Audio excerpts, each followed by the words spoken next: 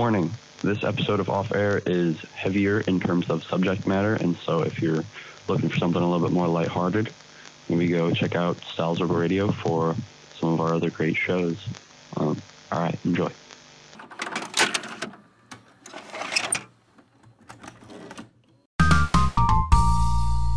You guys ever see any ghosts? Yeah. Straight up? Yeah. No, I Straight up. Now tell me. No, so I lived in a house that was really haunted in Lodi. Mm-hmm. It was built in 1890. When I did research on it, I found out that there were 2 separate murders in the house. Really? Oh. Every Wednesday, and I have pictures. Mm-hmm. So it's legit shit. Yeah, so when I started realizing there was weird shit going on, when you're a kid and you just grab your mom's phone, yeah, you just start taking pictures. Yeah. So No, actually. So I took a picture of just the dog was laying on the ground. Dong. It was 6:30 in the morning, and I take a picture, and my mom's looking at it, and she's like, "Who's this little girl standing there?" No. And it's legit. It looks like a little girl staring at the door. Prove it. That's so crazy. No, for real, I can show you. I can't show you now Oh. because it's not on my phone. Yeah. But That's so insane. right, so there was that, and then in that same house every Wednesday, Mm-hmm. be 7:30, 8 o'clock at night, we would hear somebody walk upstairs, walk down the steps, go. So I'm trying to explain the layout of the house. Yeah. So old time house. So it had Old time road. it had the weird steps right in the middle of the living room, Oh, huh. and then it had the door that it would close. Right. Yeah. So, and it was all hardwood floors. So you would hear them walk down the steps, go around, and then into the basement. Oh. And then you would hear slight trumpet music for 2 or 3 seconds after that. That's super weird. Yeah, and then there was a grandma in that house too. That's super. It was fucking weird. I've never had any I've known people who have told me oh yeah, I saw a ghost and stuff. I've never had a real ghost encounter myself, and I've always been I might get spooked. It might scare me for real. I might be oh fuck, I gotta leave this premises. You ever play with a Ouija board? I want to. No. So there was one time I did. Your mic's off because you were crunching. Oh, okay. Hey, What? there you go. Who? What's happening now? God damn you. No, I have you want to play with the Ouija board? Oh, you grabbed the XLR. Now it's out. Am I? Hello? There he is. Okay, There's the You- big guy. You want to play with the There Ouija he board? is. Yeah. Because I don't believe them. I would be scared if if I know that my hand didn't move, even if I trust the people or if I don't trust the people. That's my big thing. I don't have a group of friends that I don't trust. At least one of them would fuck with. That's fair. I don't. You know. tell me So- the 4 of us grab a Ouija board, not one of us is gonna move. So it. let me tell you what happened. I'm just not touching it. So I was I'll right. watch. So I was just asking questions, and the only reason I think this is legit is because of how it happened. So Was it in the same house? what do you mean? No. Okay. So same area, Okay. which Lodi in general, because it is it's the oldest settlement in Medina County. It's very haunted. Mm. There's a lot of sketchy shit that went on in Lodi, Ohio in general just seems to be haunted. That's Yeah, true. That's fair. which somebody who had a psychic on today, the Seth Williams show, I saw that. pretty good. It was a good one. It was good shit. But so we were on my friend's porch, and maybe 600 feet away there's a barn. Okay, so big ass fucking yard, right? Mm-hmm. So long story short, I was talking to this girl. My buddy liked her too, so my buddy took the girl out to the barn, and I'm going, I don't know what they're doing, these fucking assholes. So apparently in this Ouija board, we were talking to Sacagawea. What? Right. So we're asking questions, all this different stuff. And I'm like, all right, let's be funny with it. I go, do you like what Matt, my buddy, is doing right now? And it went to no. And then I being me, I go, yeah, can you prove it? And it went to yes. It literally talking the way that I am now. Yeah, There's yeah. no fucking way they heard us. Yeah. They come hauling ass out of the fucking barn, out of breath, and they're going, which one of you fuckers did it? And we're like, what are you talking about? Which one of you did it? Shit's not funny. Never told us what happened. What? Oh, Never told us what that's happened. Spooky, bro. Right. Never fucking That's told us what happened. spooky. Because I would ask him, I'd be like, dude, for real, what happened? You know Yeah. what you know what the fuck you did. So why even So bring it it was up? something like Crazy. that fucked Yeah. That's Yeah. scary. And then after that, the candle that we had on the table blew out. Was not windy. Blew out, and then we didn't fuck with it after that. Yeah. Yeah. So I think it's one of those, it's the perception of it. If you're open to it, I Okay. think it could happen. Yeah, I agree with that. I'll say this, like, even now, just discussing it, you get that uneasy feeling, right? Definitely. So, like, there's people that have just, like, no fucking, like, no belief in it whatsoever. Like, nah, ghosts aren't real. Yeah. I'm like, it's hard for me to believe that those people exist. We're like, I'm not sitting here, like, looking for fucking ghost adventures. Right. Yeah. But at the same time, still kind of fucking creepy. There could be something there, Yeah. right? Yeah. So Yep. the people that are just like, nope, not real. I'm like, how are you not phased? You are a psychopath. It's weird how white people react to ghosts the way that like Native American people act to like the stuff Skinwalkers? Yeah, the skinwalkers and stuff like that. It's Oh, like that we're, shit's real. It's like what's we're the, very much like what's well, the demon it could that's in the happen Ouija to board? What? You know how white people always say like there's that demon in the Ouija board that's like not to be named. You know what I'm talking about? Well, Let's not name it. Starts with the Z. Mm-hmm. Yeah. I don't Zoltar. know. I'm cool not knowing. So Zoltar. the so that's genie? why. Yeah. So whenever we fucked with the Ouija board, we would always Zorg. do the "Dear God bless this board, Yeah, let yeah, no yeah. evil through." Oh wow. So yeah, you have to say that. And so the weirdest thing, and Jordan, I told you about this. So in 2020, I got furloughed Mhm. from iHeart, and so I went back to school, did all that. Mansfield, Ohio is one of the most 32 Oh, most yeah, haunted it is. places. I'm just Huh. letting you know. Yeah, Really? it I've is. Yeah. lived in It's Mansfield. So- right down the road. Didn't feel haunted. So I would wake up when I was furloughed. I don't know why. I would wake up and feel like somebody was watching me, Mm-hmm. like legit feel like I saw eyes type shit. That's so Hmm. weird. So I got to the point. I'm like, I need to get the fuck out of here. I don't know if it's because I was going stir crazy Yeah. because I was inside. Yeah, It's yeah. fucking 2020, COVID, all that stupid shit. Right. So I'm like, fuck this. I'm going on a cross country trip. I need to get the fuck out of the state. Like, Yeah. Literally- Get me out of here. Get me out of Just here. that Like- urge, like, I gotta go. Yeah. right, like literally drop my car off at the garage because I needed some shit done. Mhm. Went and bought suitcases, packed my shit that next morning. I grabbed my car and I just fucking took off. Yeah. So my first stop, I ended up going all the way up to Montana. My first stop was in Dubuque, Iowa. So I stopped there just at a random fucking Motel 6. Mhm. They'll leave Wait. the lights on for you. Hey, Yeah. woke up in the middle of the night because I still felt like somebody was fucking watching me. And I'm going, fuck, dude. To the point, I like got up out of bed, turned the light on. I was checking the mirror to see like this is how nuts this shit was driving me. Mhm. Because I'm like, maybe one of the fucking workers were in here. Maybe something happened. And then I'm like, no, it's the same shit I'm feeling at home. What the fuck is happening? So I'm driving.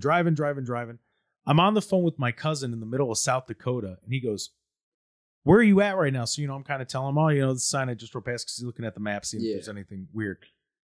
He goes, what's New Underwood? What? And I'm like, what are you talking about? He's like, there's a town called New Underwood off this next exit, like 10 miles if you turn left.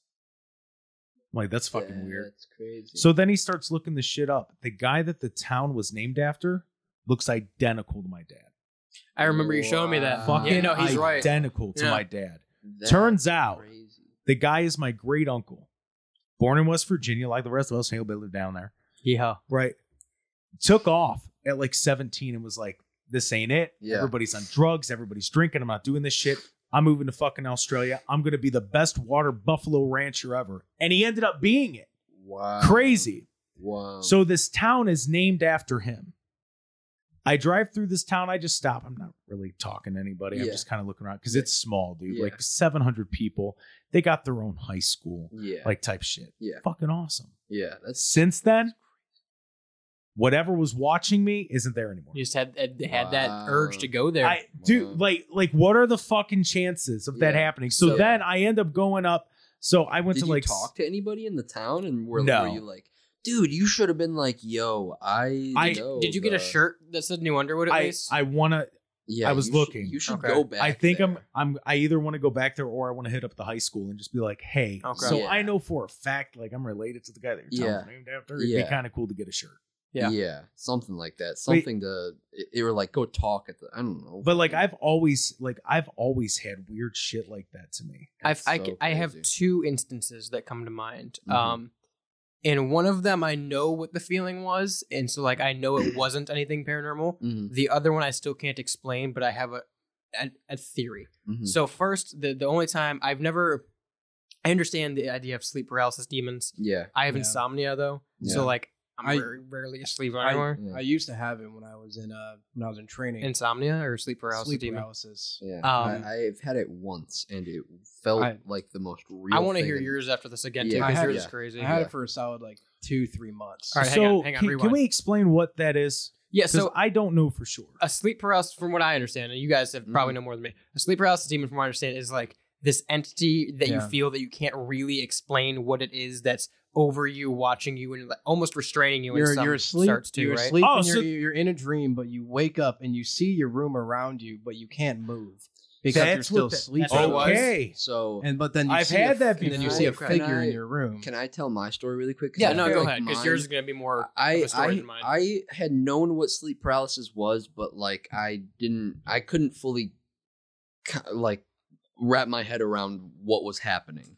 Yeah. One night I was asleep, and in the room that I was in at that time, I was in a bed, and the bed was looking into a doorway that was a Jack and Jill bathroom, and I had the door. So the Jack and Jill bathroom had 2 doors, right? One going from I hate one Adam room, Sandler. one going into another room, like another bedroom, and they're both connected to this bathroom in the middle, right?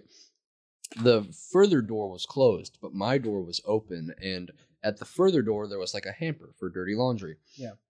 And I remember I woke up, or at least I had thought I woke up. I woke up and I couldn't move. I couldn't, get out of bed or anything like that. I couldn't roll over. I couldn't grab my phone. It was like restraining. And there was a figure coming out of the hamper, like a big, or maybe like the side of the hamper, but it was like ascending up, and it was like a skinny figure, and it got taller and taller, and then it stopped, and it was just sitting there, and I was screaming. I was calling for the person in the room. I was like, I was screaming, and I woke up, and I like jerked, and I like rolled almost off of my bed because I was like, I just tried to fuck, like that was like, I was like, that was sleep paralysis. I was like fighting for my life. yeah, that was like the real deal sleep paralysis. Like I got the full experience because like I couldn't move, and I was yelling, but like I could feel that it was like a muted yell or something Yeah, like that. I have it wasn't like I used to have the It- exact same thing where you try to scream in the dream, but you can't hear. you physically can't. It's yeah, like- you can't. Yeah, that's what it was. It was like I was calling I remember I was calling, and it wasn't coming out. And then I woke up, and it was like ah! Like I screamed really quick, and then I Mhm. realized that I was awake, and I realized what was happening, and I stopped screaming right away. You know? I've woke up like from a bad dream or like felt myself scream myself awake, but nothing like that. Do you have a story you want to? Because I have one more that I thought of, but I feel like yours is going to be more of a real like sleep paralysis situation. I used to all the time when I was in training, and this is when I was still in the dorms when I was stationed. It was just the government. in Tucson. And for some for reason, for context too, Pidge was in the military, or is Is, in the military. yeah. He's a vet, baby. I'm not. Thank you vet. for your service. Oh, well, I'm still in. oh damn. Yeah. Okay, well, Well, Thank this you for is your a service. podcast. Play it back in a year. okay. Yeah, but yeah, exactly. But when I was in training and I was in the dorm station at Davidsmont, then there was a time where I was super depressed all the time, and I know that with depression, like kind of like random bursts of it, that is more probable to actually get like sleep paralysis and stuff like that. Yeah.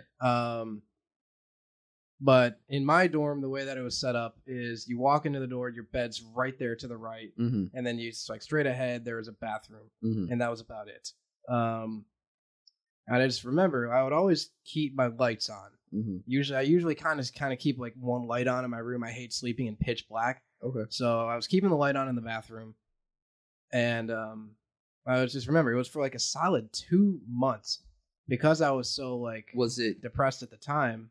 like nightly, or was it like this night and then like it was 2 it was like every other night That's so that it crazy. happened. That's so crazy. terrifying. Yeah, Yeah. that's. I would always insane. face the wall Mhm. because I fall asleep. I sleep on my side, and I would always sleep on the wall, facing the wall. But I remember there was times where I would wake up, and I would like turn around, and I would look up, and I would see it standing right by my bathroom sink. Oh my. And every time I turned back around, Yeah. and then I turned back around, it was a little bit closer. And then every time I would blink, it would get closer and closer until it was. I tried to, the Yeah, screaming yeah, thing. I yeah, tried yeah. letting people know. Yeah, you tried to get And, out. Yeah. There was one time where apparently when I was doing it in my sleep, is I was banging on the wall That's crazy. for that, and then my roommate was like knocking on the door. He's like, Yeah. "Yo, you good?" Yeah. And I was like, That's terrifying. And I was sitting there. I was like, "Dude, Yeah. I'm not going to sleep." Yeah, Yeah. that's So, yeah. so insane. It's because it's such a real thing. Like Super real, dude. it's such a real thing. Like because that was you brought that up. I sleep on my side too. I remember I woke up and I was like laying on my back and I felt Yeah. very vulnerable. I was Yeah. like, oh fuck, Yeah. it like I'm in the perfect Yeah. spot for this type I of am thing. restrained. Yeah, I am Yeah. in the spot where it's gonna happen. It's gonna because I know that's the sleep paralysis thing. Is it moves closer? It's this big ominous figure that Yeah. gets close. And it's like it doesn't touch you, it doesn't hurt you, but And it fucks with you. And you know? this figure that I always have kept seeing, the first time I remember seeing this was in a dream when I was like 10 years old. That's crazy. And it was in my front yard. You see my front yard. Yeah, It's like yeah, right yeah. by the mailboxes. Okay, yeah. Right over there. And I just remember walking in my front yard, and it was like late at night. That was a dream, and I saw it just standing there, and then it like came up real close to me. It was like looming over me, That's so and it was like that one kind of looked like the Grim Reaper, but I don't know. I've always Still associated a dark, ominous. I've always associated them with demons. Mhm. Yeah. So I don't know. I always get super religious when it comes to that Yeah. fact. Yeah. So Yeah.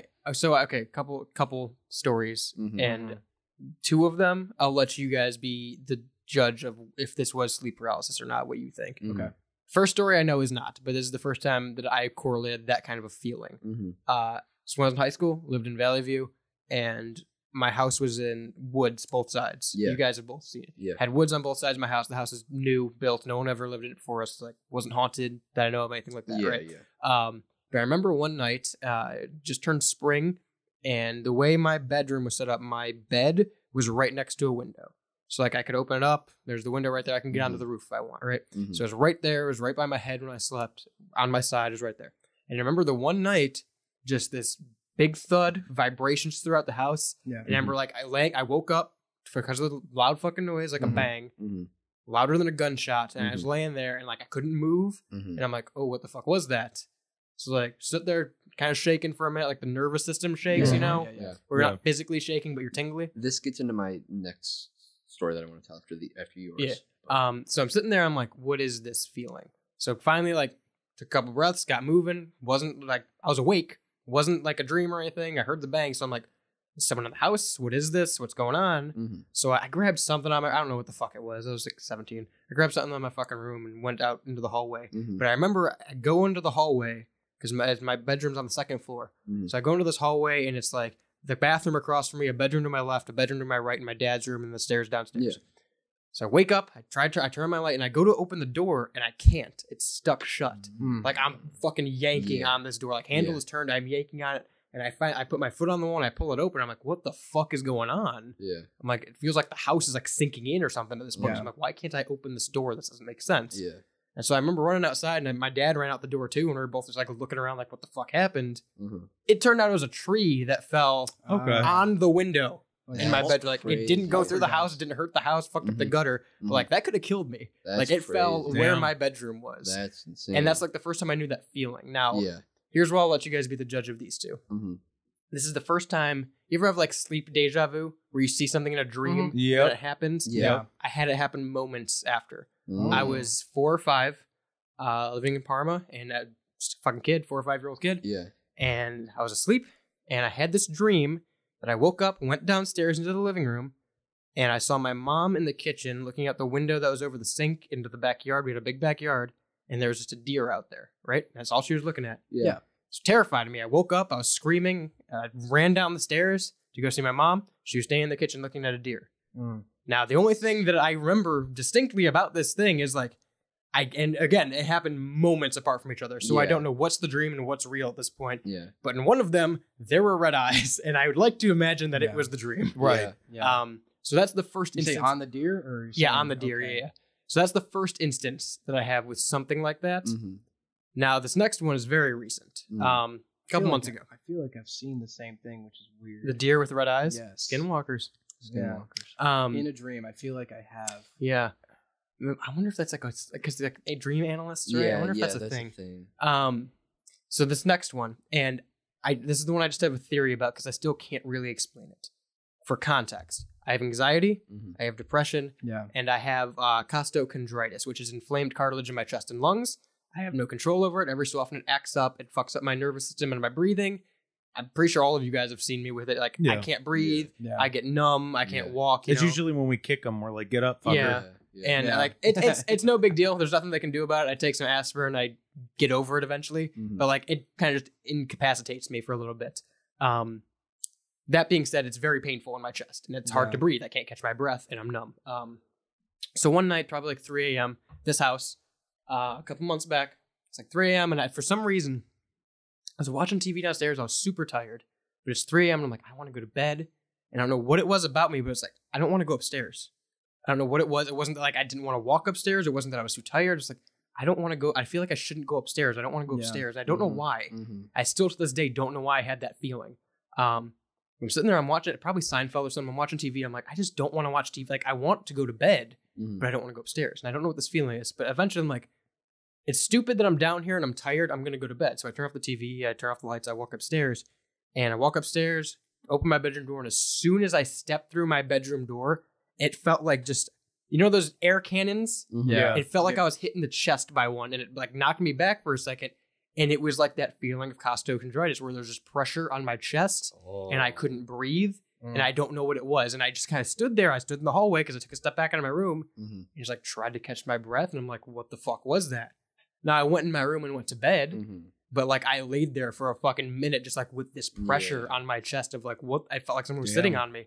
I'm like, I don't know what this is or what is causing this. If it's anxiety, if it's stress, what this is, but like Panic attack. Yeah. Or something. but like I wasn't, other than the shock of that happening and me trying to figure out what it was, there was nothing that led up to it. Like I've had panic attacks. It didn't feel like I was like going mentally insane in it. Nothing was happening in my mind.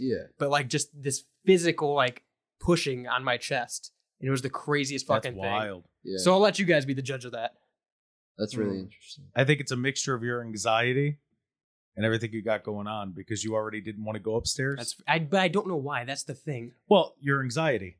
That's why. That's fair. I mean, like there are times I run into that at work where I know I have to go interview somebody and I'm like, I really don't want to fucking interview them. And it's not anything personal. I'm just like, I can't fucking do it. I do it anyways. Like you ended up going upstairs. But yeah, I think that's what that was. I think that was a mixture of just the situation and your anxiety. But I don't know the... Yeah, like this That's physical weird. feeling that air push on my chest is what That's threw weird. Because like, Was your window open? no. And even if it was, that's not like the position it would hit. Right. Yeah. But yeah, literally, like as soon as I walked, it was almost like a suction, you know? Yeah. It was weird. Seems like you got sucked by a little ghost. I have been told there's a ghost here. Oh, that's good. Going back to you Nothing said, that I've ever seen happen, but you talked about witchy bitches. being like jolted awake and like having that, it sounded like louder than a gunshot sort of thing. Yeah. This really weird thing that I found out has a name. It's called exploding head syndrome, but it happened to me a couple times in high school and it was the weirdest thing ever. And I think it's led on from like anxiety, but essentially it's, you hear this really loud sound in your sleep and you wake up is like the cut and dry of it. And I remember one instance specifically, I was in my basement in my old house and my little brother, the kids room, like the toy room was next door. And I was laying in my bed and it sounded like a guitar, like you know in the beginning of Back to the Future where there's like the really loud guitar riff and it like blows Marty back. It sounded like that, but like a million times louder. It was like wow, the loudest, and I instantly jolted up and I ran over to the other room and I like got my brother and I was like, hey, did you hear that? Like what what was that? What's going on? He's like, I didn't hear anything. I don't know what you're talking about.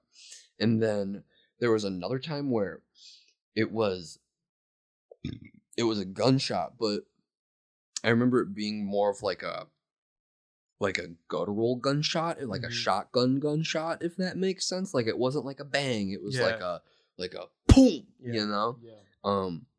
And it jolted me awake, and I think I'll pull it up really quick, but I think it's from anxiety is what like sets it on. So I mean I was in high school, so it could have been like college or something like that, and like that's very viable. But I've always thought that it was interesting that it's called exploding head syndrome, and it's like I don't know if there is like I remember there was a guy on Reddit. This is how like I first started doing my research into it. There was a guy on Reddit that got it for like 7 years every other night or something like that, where he just like ritualistically he knew that it was going to happen, where like this loud sound was it's like and again I think it's different for different people, or like you have it different times, you hear different like loud sound, you know, it's probably just whatever is in your brain's memory bank for a loud sound, and then it kind of like repeats that to wake you up.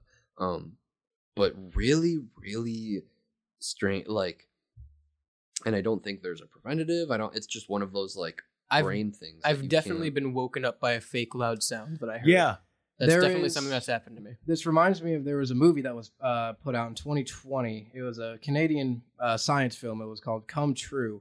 And it's the basic plot of it is that there is a girl who has like sleep paralysis, but she goes, because she is in need of like money, and she's like struggling with school and funds and everything, she goes to be part of a science experiment where they put them in the dreams, and the scientists are studying that same exploding head, that same black figure that almost everybody that has sleep paralysis sees. Yeah. So it's super interesting. Such a what's it called again? It's called Come True. Come True. I remember that. I remember that movie. There's a movie recap on it. You know, where a robotic voice talks about it and gives the whole thing. Yeah. Those are nice. Yeah, they just 10 minutes to watch a whole movie. It's you get the entire plot of the movie in like 15 minutes. You're like, it's kind of like if you've seen Stranger Things, it's kind of like Mike in the whole first season, sleep paralysis demons. Yeah, where that shadowy figure that he can't really describe is kind of like taking over his body, but it's not here in this plane, you know. Yeah. Okay, exploding head syndrome is not what it sounds here. This is from satva.com. So, I mean, a good source. With one of the more unnecessarily alarming names for medical conditions in history, exploding head syndrome is not what it sounds like. Although sound does play a key role, officially recognized by the American Academy of Sleep Medicine and the American Sleep Association, exploding head syndrome is a rare condition characterized by brief, intense auditory hallucinations. Usually patients report hearing something like a cymbal crash, a gunshot, or an explosion as they fall asleep or wake up. That's what it was, too. That's what it fucking was, too. The other time that it happened, I wasn't waking up. I was falling asleep, and it happened. And I remember I was laying in my bed and the lights were on, and like, cause I was just taking like a nap, like it was one of those accidental fall asleep sort of things where something else is on in the back. Yeah. And I don't remember if it was, that was the gunshot maybe, or one of them was a guitar riff and one of them was like a deep guttural gunshot. But the one was as I was falling asleep and the one was as I was waking up, and it was super fucking weird. I don't remember if the as I was falling asleep was the first time, because I remember the other time that it happened, again, both of these happened. I remember one time I ran and told Elliot and my younger brother, and he had no idea what was going on.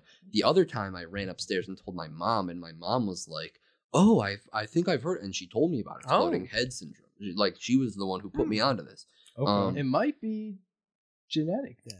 That's what I think, because it's happened to my mom. Like, I know about it because it's happened to my mom, and she told me about it. This is a good episode. This is unnerving. This is spooky. You got people here. You got me like shaking my foot. I was gonna say, let me put a spin on this real quick, right? I don't want to make this a religious thing. Yeah. However, let me take the opposite route.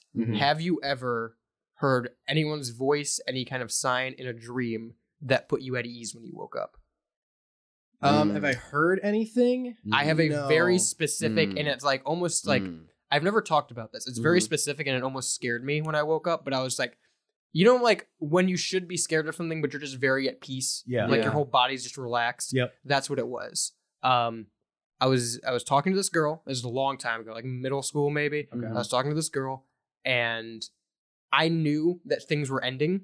Yeah. And it was like the first time that like I was in that situation, like, oh, this isn't going to be a thing. Right. This is over. I'm just waiting for the news, right? Mm-hmm. And I remember like I was at my aunt's house and I was just having this fucking like breakdown, this anxiety attack, like at 2 a.m. when no one else is up, just like staring at my phone, waiting for the text or whatever, right? And like it sounds like such a stupid situation for this to happen in, and like it is. Mm-hmm. But I just remember like having this fucking anxiety attack and laying there and like just bawling up and going to sleep. I don't remember anything else happening in the dream, but I was walking down this road and it was just a really fucking bright, like nothing on any side, just a road and like yellow light all around. And I was walking down this fucking road At night or in day? Like, was the dream like at nighttime or daytime? I guess day. It was like I saw Okay. nothing but a road and Okay, then yeah. yellow light around me. Okay. And I was walking down this road and all I heard was a voice that said, "It will be okay." And I fucking Yeah. woke up. And that's all it was. And I'm like, what the fuck was it? And like, I woke up because I'm like, what was that? And, but like, my body was at peace. I'm like, I'm trying to fucking comprehend what just happened. But I'm like, okay. And then literally, like, I didn't worry about it after that. And it was the weirdest fucking thing in my life. So Yeah. when I got in my really bad car accident, Mhm. one where I flipped the car like 6 times. So the way that the car landed was 2001 Pontiac Grand Am, just to kind of paint the picture. Yeah. Hit a ditch, flipped 6 times Jeez. into a cornfield. We were like 250 feet in the cornfield. That's crazy. Right. I remember being in the car. I have to close my eyes to picture it. Mm-hmm. I remember being in the car, my seatbelt on because my shoulder's still fucked. But like my whole collarbone, like, Yeah. like as an example, you hear how my voice is now. Now, hear the accent? Mm. If I take it off of my vocal cords, it's a completely different sounding voice. Mhm. So this is when it's pressing on it. It's a little more raspy. Mhm. And then if I take it off, it's just a completely different sound. Yeah. This is how I used to sound. This is what I sound like now. Right. Yeah. Okay. So I remember being in the car is on its side, on its driver's side. And I don't know why, but with this car, it was my first car. I just felt a connection with it. Mm-hmm. Only car I've had since then. I just had a connection with it. A car I always wanted. My dad had one growing up. It was the family car. Always wanted one. Anyways. So I remember laying there and just like, as I'm sitting there in the car, I just remember in my head going, this is it. This is probably where I die type thing. And I just remember like sitting there and I'm like, all right, I'm just going to close my eyes. If it happens, it happens. Yeah. Let it be. Okay. Let it Right. be. Like not going to fight it. Yeah. This is where it happens. Right. So I That's close. crazy. That's a Right. crazy thing to just be like, okay. Yeah, and that's why, like, and Jordan, you and I talked about. I'm not scared of death, just because, like, I've been in situations like that.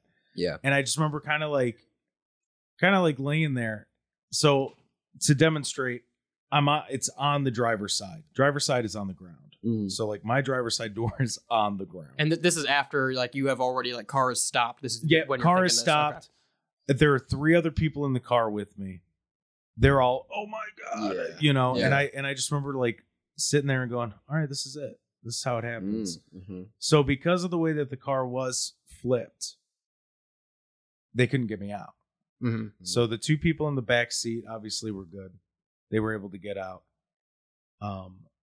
The kid that was sitting up front, he was able to get out. They were able to get him out. But I'm just kind of like sitting there, and in my head I'm going, okay, this is it. All right, this is where it happens. You know, let it. You know, so be it. Yeah. Okay, I've lived a good life. It is what it is. Okay. I'm like 20. That's so sitting there, and I just remember closing my eyes, and I don't know what it was. I don't know how it was, but I was at peace. Yeah. Like I was relaxed, and it was just kind of like a, I don't know the voice. I don't know who or what, but it was like a, you're getting out. Yeah. Don't worry about it. You're going to get out of here. And the next thing I know, apparently I crawled out of the car, out of the back windshield, like basically unbuckled my seatbelt, was able to turn around, crawl out over the driver's seat, over the back seat, through the back windshield, crawled over to the ditch where the ambulance and everything was, and I just sat there. I don't remember that. The next thing I remember is being in the ambulance. They're restraining me because I'm trying to get up to make sure everybody's okay. Yeah. People that were in the car with me. And then I just remember telling the one kid that was in the ambulance with me, it's going to be okay. We're on the way to the hospital. We're going to be okay. We're going to be good. We're going to be all right. And then I don't remember making it to the hospital. I don't remember being in there except for the brief moment where they basically had to almost sedate me because I was ready to just, I wanted to get up and make sure my friends were okay. Yeah. Mm-hmm. And then I remember waking up, like I'm sure I was up and moving. Right. But I remember like after the accident, I couldn't go to my room because I couldn't make it there. So I was on the couch and I just remember laying there and like, I couldn't move. Shoulders fucked up, nose is fucked up. It could have been a whole lot worse. Yeah. But I'm just sore, fucked up. It's all bad. But I just remember that just like that moment of, this sucks, but this is how it's going to be. Okay. Mm-hmm. And then somehow I got out. So I kind of do like kind of the same thing. It just, fuck. And then, yeah. There's so, but when you said that, like I kind of forgotten about it until you said that. And I was like, oh, fuck. Yeah, no, that's, yeah. And like, it's just, you don't feel anything. You're just there and there's that voice, right? Yep. Yeah. Yeah. And that's how it was. It was just kind of like, it was almost one of those where I was like, all right, you know what, buddy, I'm ready to let go. If this is how it's supposed to be, this is how it's supposed to be. I believe in you. I know you got a plan. Yeah. This is it. This is it. Yeah. And it was just one of those like, we're good. You got this. I don't think I've never really heard a voice, but like the main thing that I always did and what kind of got me out of that like 2-month spree of like being in that kind of like sleep paralysis cycle that kept going on. And again, not to get like religious and everything, but the main thing that I always like said to myself in those dreams, it was just on repeat. There was like 3 things I always said. I always just kept going like, Lord, please. Lord, please. Yeah. And I just kept saying the word because I remember I was being taught when I was a kid that like demons are afraid of anything that has to do with like, you know, Jesus and God and everything. Yeah. Anytime you like mentioned it, they would just like ran away. Yeah. So I would just be sitting there while I was like, you know, kind of flipping back and forth and like, because I would tossing and turning. I would see it. And then I would just, you know, I would turn around and I would just, you know, keep going like, Lord, Jesus, Lord, you know, Jesus Christ. Yeah. And I kept like saying it like with super meaningful purpose. And then it kept kind of getting closer. But then every time I woke up, and I was like, there was like one, I think it was usually at the end of every time it happened, I like tried to scream it like really loud. And then as soon as I did that, it would wake me up. So what kind of got me to stop having those things is I kind of just like, I started putting those, I started like putting the Bible right next to where I sleep. Okay. Or I would put it under my pillow and stuff like that. And I would, you know, and it stopped it after a while. So that's wild. It started kind of as a joke, but like, I believe the sentiment. I don't remember what the context was the conversation happened in, but I was talking with my cousin Austin, who I think all of you guys know him. Yeah. Big gun nut. Loves firearms, loves anything to do with them, history, collecting, owning, just everything to do with it. Yeah. Huge Second Amendment guy. Big. Oh yeah. Big. Huge. Big Second Amendment guy. Bigly. But like, I don't remember the context with it, but I think he was talking about like gun safes and like proper storage and gun locks and things like that. Oh yeah. And he had asked me because I had my he had got me my 12 gauge at the time. That I got for home defense. And so I kind of said it jokingly to him because he was talking about like scenarios where you'd need this and what's the smartest way to store things. And I'm like, listen, man, I got a gun under my bed for anything on this plane and a Bible on my nightstand for anything that's in the other planes. Yeah. Right. Yeah, seriously. Though. Yeah. That's really how it is. I was going to say there's always that like, I've always had this sense. So for context, my dad passed away before I was born, and I've always kind of been like you talked about, oh, I'm not afraid of that. I've always been like, yeah, death's still a friend of mine. Like it goes way back. I get that. There's always this like sense of peace that comes. I was talking with my girlfriend about this a couple days ago.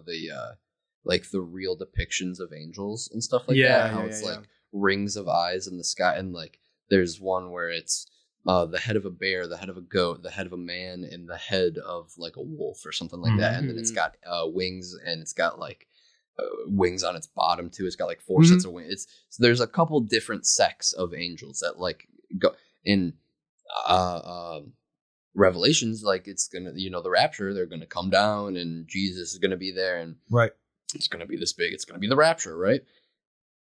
Just from a religious, like, to anyone else, to a non-believer or something like that, that's going to be terrifying. That's going to be super like, holy fuck, what the shit is going on? Pissed.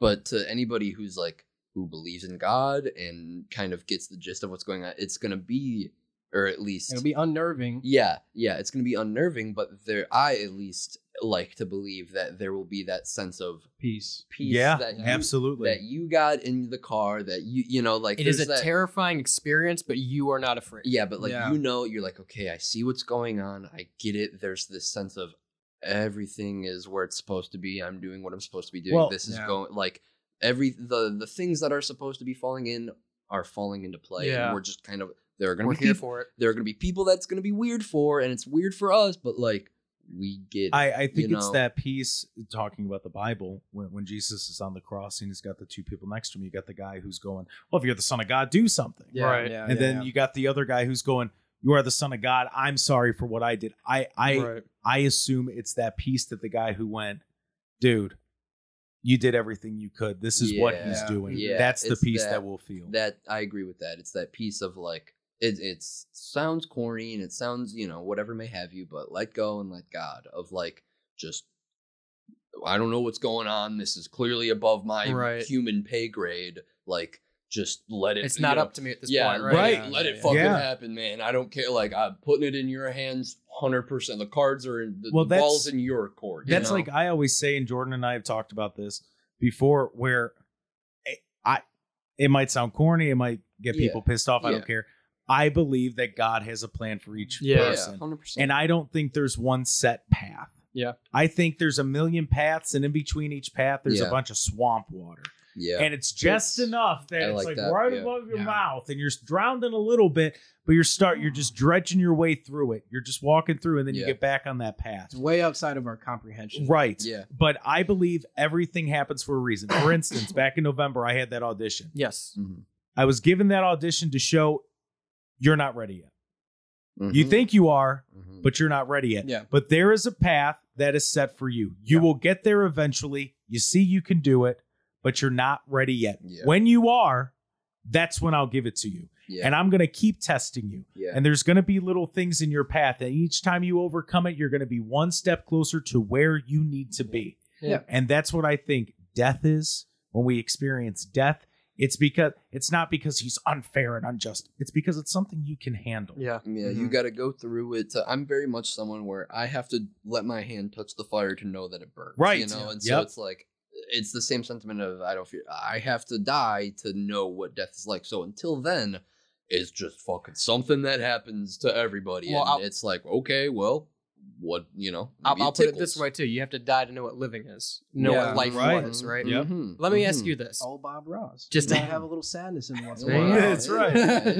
To know when the good times are coming. Have you been in a car accident? Like a car wreck? No. Have you been in a car wreck? No. Okay, so let me directly ask you then. Mhm. Because speaking of that moment of peace where you're just like almost like an out of body experience, but you're just Mhm. there and you're like, this is gonna happen. Mhm. I'm not worried. I just know that this is gonna happen, and it, good or bad. Mhm. There was a moment that I remember. I got T-boned in my Mustang, and like it was crazy because the fucking cop afterwards told me like if it was 2 inches to the right, it would have went straight through the car and killed me. Right. My Yeah. car's Mhm. aluminum. It's Mhm. very light.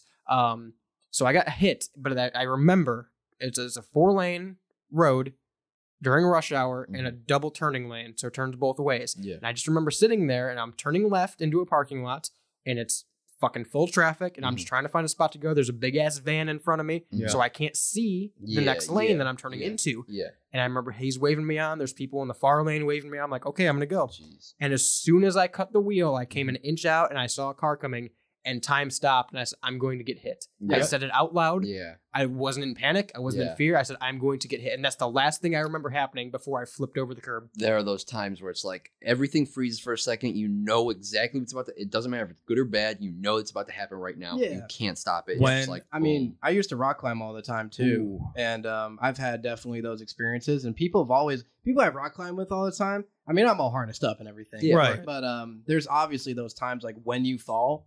A lot of people scream. A lot of people, for me, my friends are kind of weirded out. I was like, dude, you don't like say anything. Like when you fall or when you know you're gonna fall. Yeah. Yeah. Like you just kinda do it. Yeah. So Interesting. the last accident I got into, it was December 17th of, I think it was 2016 or 15.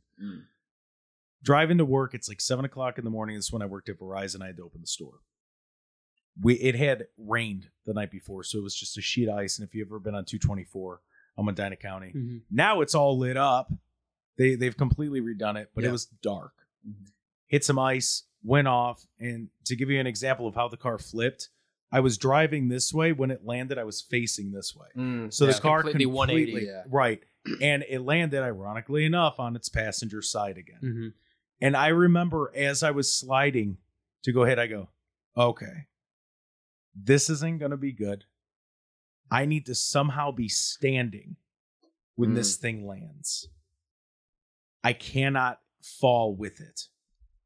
So I remember unbuckling my seatbelt and like knowing which way it was going to go.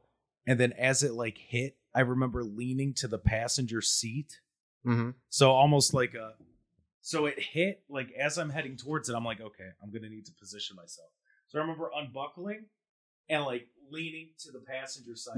Like laying into it. Yeah. Right. Or like into it or against it? Against it. Okay, yeah. So yeah, going against it. And then when I landed, I was on my knees on the driver's side door on the ground. So then I could just stand up. And I remember the weirdest fucking thing about it is I remember that the radio was on and whoever was talking said something really stupid. Because I'm like, well, that's a fucking stupid thing. And then you're a broadcaster. Right. And so then I reached down, turn it over enough to roll my passenger window down because it's above me. Yeah. And then there's like 4 cars that stopped. Oh my God, are you okay? And I just remember the one guy asked, I was getting ready to jump out of the car. I'm like, hold on. Somebody call my phone because I need to call my boss. Tell him obviously I'm not going to be in today. Yeah. And they're like, what's your phone number? Right. What's your phone number? I tell him and I hear the one guy go, well, I guess he's not concussed. Like, I will say just real quick, you don't forget the song or like what's on the radio when you get in that big accident. It took me 4 years to listen to the song again, and it sucked because it's my favorite band. I got hit, and as soon as I like regained consciousness and was sitting in the wrecked car, my phone was still attached to my Bluetooth and was still in the holster. That's the first thing I noticed. I'm like, oh shit, my phone didn't go flying out the window, and everything's still playing, so my car can't be that like mechanically bad. Yeah. And I remember just hearing Nirvana's D Major 7 playing, and I couldn't listen to it for 4 years because every time it'd come on, I'm like, I'm gonna wreck my fucking car. I have yet to listen to the song that I got into my first accident listening to. Do you know what it was? Defiance. It's because I went to high school with the lead singer's younger brother. Gotcha. And I think it's called Get Up Off the Ground. Gotcha. Save yourself. Yeah, and like I'm always, I have yet to listen to it. I'm always very worried of my big wreck, a big wreck that I might potentially get in one day. Hopefully not, but like if it's a dumb song or if it's I'm really worried about it being something stupid or like because if I die, that's the last thing you'll We're see. no strangers to love. Yeah. I'd be cool with that. Jordan and I have talked about this before. It was the topic of like if like when we die, the last song that we had playing is gonna be played at the funeral. Yeah, no I think that's a cool concept. So that you can kind of understand like that mindset that you were in when it happened. I like that. So I like that. Yeah, That's like really that cool. I don't know if I like that. No, and the reason why is because like I'll hear like a good song. I don't know why accent's coming out tonight. Yeah, what the fuck? Good song, but I'll hear a good song and I'll go to the Spotify like radio list. Yeah, that's fair. There are some songs on there I'm not a fan of. And plus, it'll be kind of awkward too because imagine if you're just like you're at a funeral and they're playing like Drake Bell's Gucci Gang. Yeah, Drake Bell's Gucci Gang. Because that's what it's gonna be, guys. Just accept you're gonna hear Drake Bell's Gucci Gang at my funeral. Like you're just like. Or the Styles Rubber Radio podcast. Yeah, you're just the podcast. The podcast. You have to listen to this episode of Off Air. This episode. God, this is kind of fucking ominous. Huh? This is weird. I'm gonna wreck tonight driving Evan home. This is wild. I'll just kind of 180ing where we came from. Yeah. This isn't my story. It's a story from my dad, but it sticks with me of just that ominous feeling of like knowing something is wrong, even if it's not you, you know? My dad told me the story and I could be butchering details, but here's like what has stuck with me. My great grandfather lived in West Virginia. Okay. And like in West Virginia did not have indoor plumbing didn't have like very good electricity to where like it was the outside hard-lined electricity, like mainly just oil candles. But my dad would drive up there with his cousin like every fucking like at least once a month, I think, just to see his grandpa. Yeah. And they'd hang out at the house. And he tells me the story of one time that it was him and some cousins were over, and it was late at night, and they were up and they were watching TV or they were doing something. But it was like early hours in the morning, midnight, 1 a.m. And he remembers just like hearing this big fucking crash outside, like a big boom, like a tree had fallen or something, just this earth shaking boom. Mm-hmm. And he kind of stopped and like noticed it and looked around and then went back to doing whatever he was doing. Yeah. It turns out that his cousin, not the one he used to go down there with, a different cousin, was out hunting and got shot. He got shot that night. Yeah, wow. His cousin got shot that night. Now, where they were, there's no odds that was the sound. Right. Like that was a completely different thing. Mm-hmm. But just the fucking ominous, like he heard a boom, he knew something was wrong and stopped. And it just so happened to be that same night that his cousin got shot while hunting. And like an hour later, they got the call about it. Where was the cousin? Oh, excuse me. Was the cousin like far away from? Yeah. It wasn't like anywhere in the proximity that you would have heard that. Like they were that's wild. Way out of town hunting. Weird. Yeah, that's super weird. Yeah, so like shit like that, weirdly ominous. Yeah. You mentioned it like the would you had a great name for it, and I don't remember the earthly angels. What is it? The realistic depictions. Yeah. Like So there's a common thing, and I've heard my family talk about it. I have never experienced anything like this. Like things, yes, but not like this. People talk about orbs all the time. Oh yeah, seeing the orbs and the lights around things. Mm-hmm. Yeah, multiple people in my family have talked about over my uncle, over I want to say a grandparents, one of my great grandparents maybe, and as well as my mom seeing these orbs at the end of beds. And just over their pictures. And I'm like, I feel like, and again, it might be one of those things where it's that overwhelming feeling of calm when you see it. Yeah. And I'd like to think that's thing, but just the thought of seeing that is terrifying. Like I haven't seen that. I haven't encountered that. Wait, so hold on. Are you talking about like in photos? Not in photo. Like they have physically seen them. Oh, physically? Okay. Yeah, like seeing the lights on them or in circle form or the orbs. And like my one cousin, I remember sitting at my aunt's house and then just all talking about this because I think, her dad, it was like the anniversary of his passing, but they were talking about the fact that I want to say it was when my mom passed in 2005 that weeks later they remember seeing this orb just sitting at the end of their bed for a couple nights. Yeah. And like they weren't free. They were just calm. Yeah. It was just there. Didn't do anything.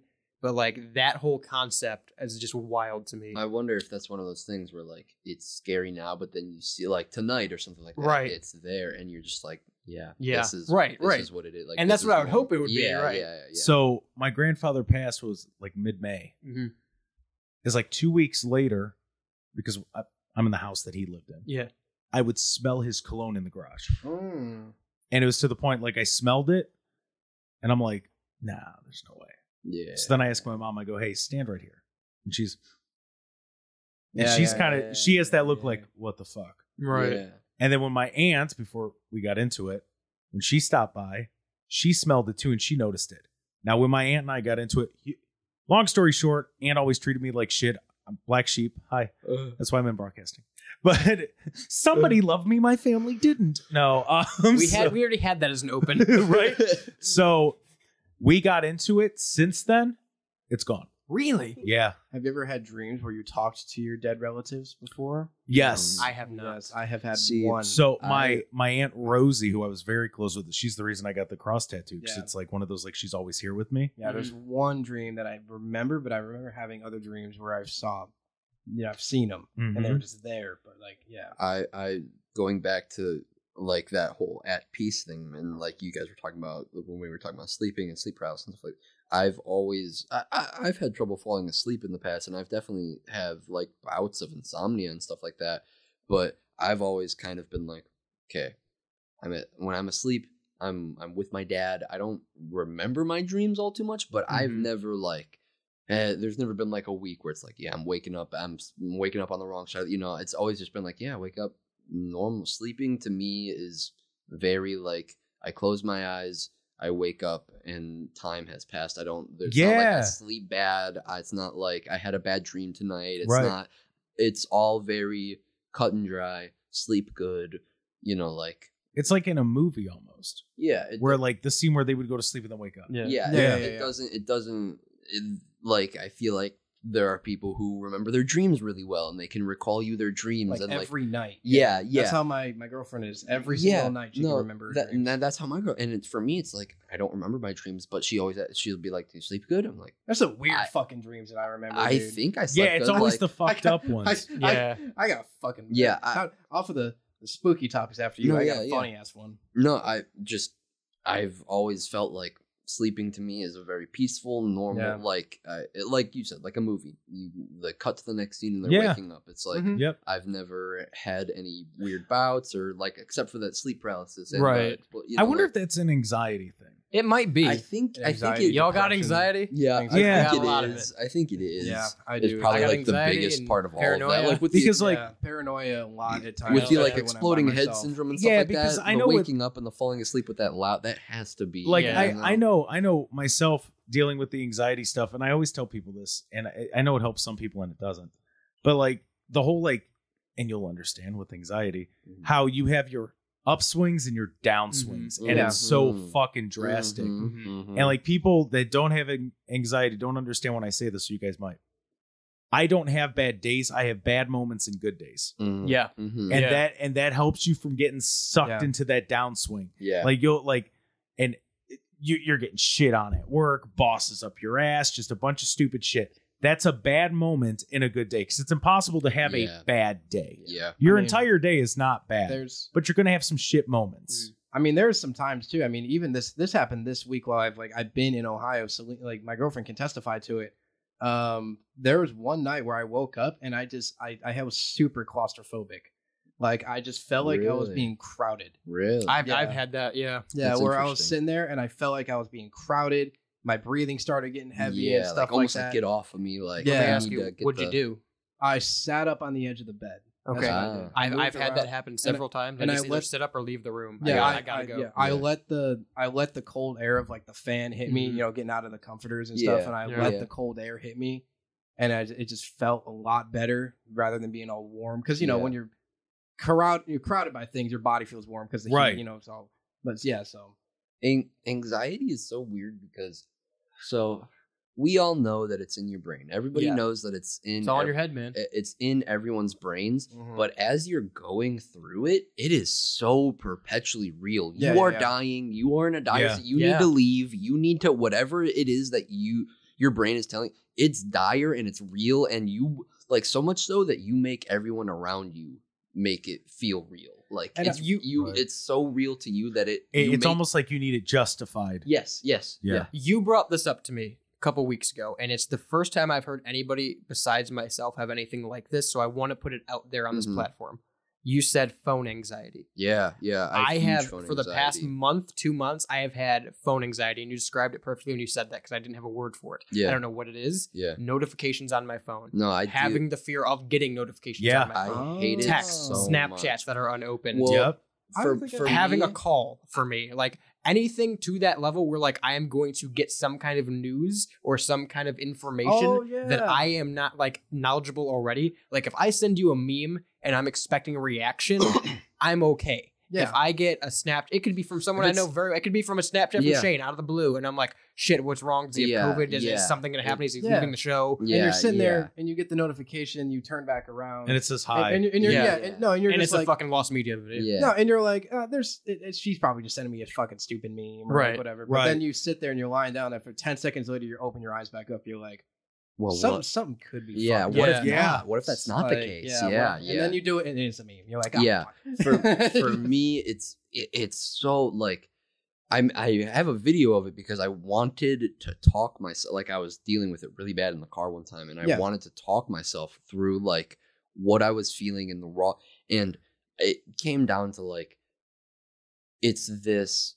You are then with unprompted expected response. Mhm. You are then put in this position to I have sent you something. Now you are then forced to say something, whether you wanted to, engage or not. Yeah, and so Or expected to. I go on with like technology and phones and stuff like that. I think it's because we in our age have grown up with technology at a similar rate to technology growing up with us. Which is with us. different universe. And we are a whole different conversation. We are the only generation that can say that with modern technology. The guinea pig. And so now we're in this state where we're like conscious enough to know that we've had this thing next to us this whole time, and we've willingly been like, I want to look at this. I will. But now you're getting a Snapchat or you're getting a and you're like, I don't want to. It's almost like a rebellious. Well, I'm not. I don't. This thing doesn't control me. I don't have to respond if I don't. You know. See, I'm not even there. That's where it gets to for me. Of like, I won't let this thing like every aspect of every form of community of it's all like you have to do it. It has to be said. You have to. It's like I don't let this thing. This thing is here for me, not me. the other way around. No, I'm not here for it. Yeah. So I think what you're speaking to is why people are going nuts the way that they are in younger generations. Yeah. So like the shootings and things. Yeah. I think that has to do with it. And I've talked about this at length, even on air at the station, where I go, you got to realize when I'm talking to like, the people that are 40 plus, when you had a bad day at school, you could get away from it. Yeah, you came home. When that guy was fucking with you all day, you could get away from it. Now it's there. Yeah. They're getting tagged and shit. They're constantly getting texts. Yeah. They're getting phone calls. It's always there. Yeah. So like you don't have that separation anymore. And then let me ask you this, because we all deal with anxiety. Because I actually got into it with somebody today.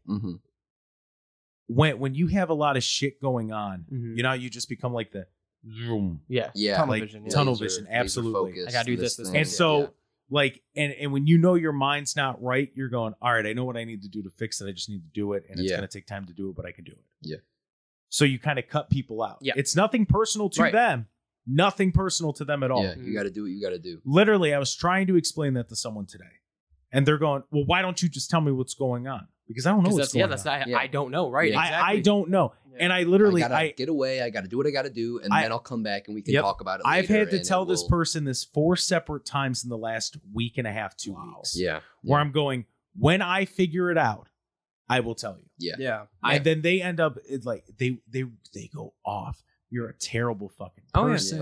How can, and I'm going, okay. Well, and it's because that it's so tough battling with this because it's like, you got to keep other people in mind of like, there are people who that's just how they are. They're nosy Nancy's and they're just, well, what's going on? What can I do? Where can I? It comes from a good place, but it doesn't help. You get it out of that kind of like hero mindset, that selfish kind of hero. Like I can fix them, Let me say this real quick, just because I think, I don't want to speak for anyone, but I think we're all in the same boat when it comes to it.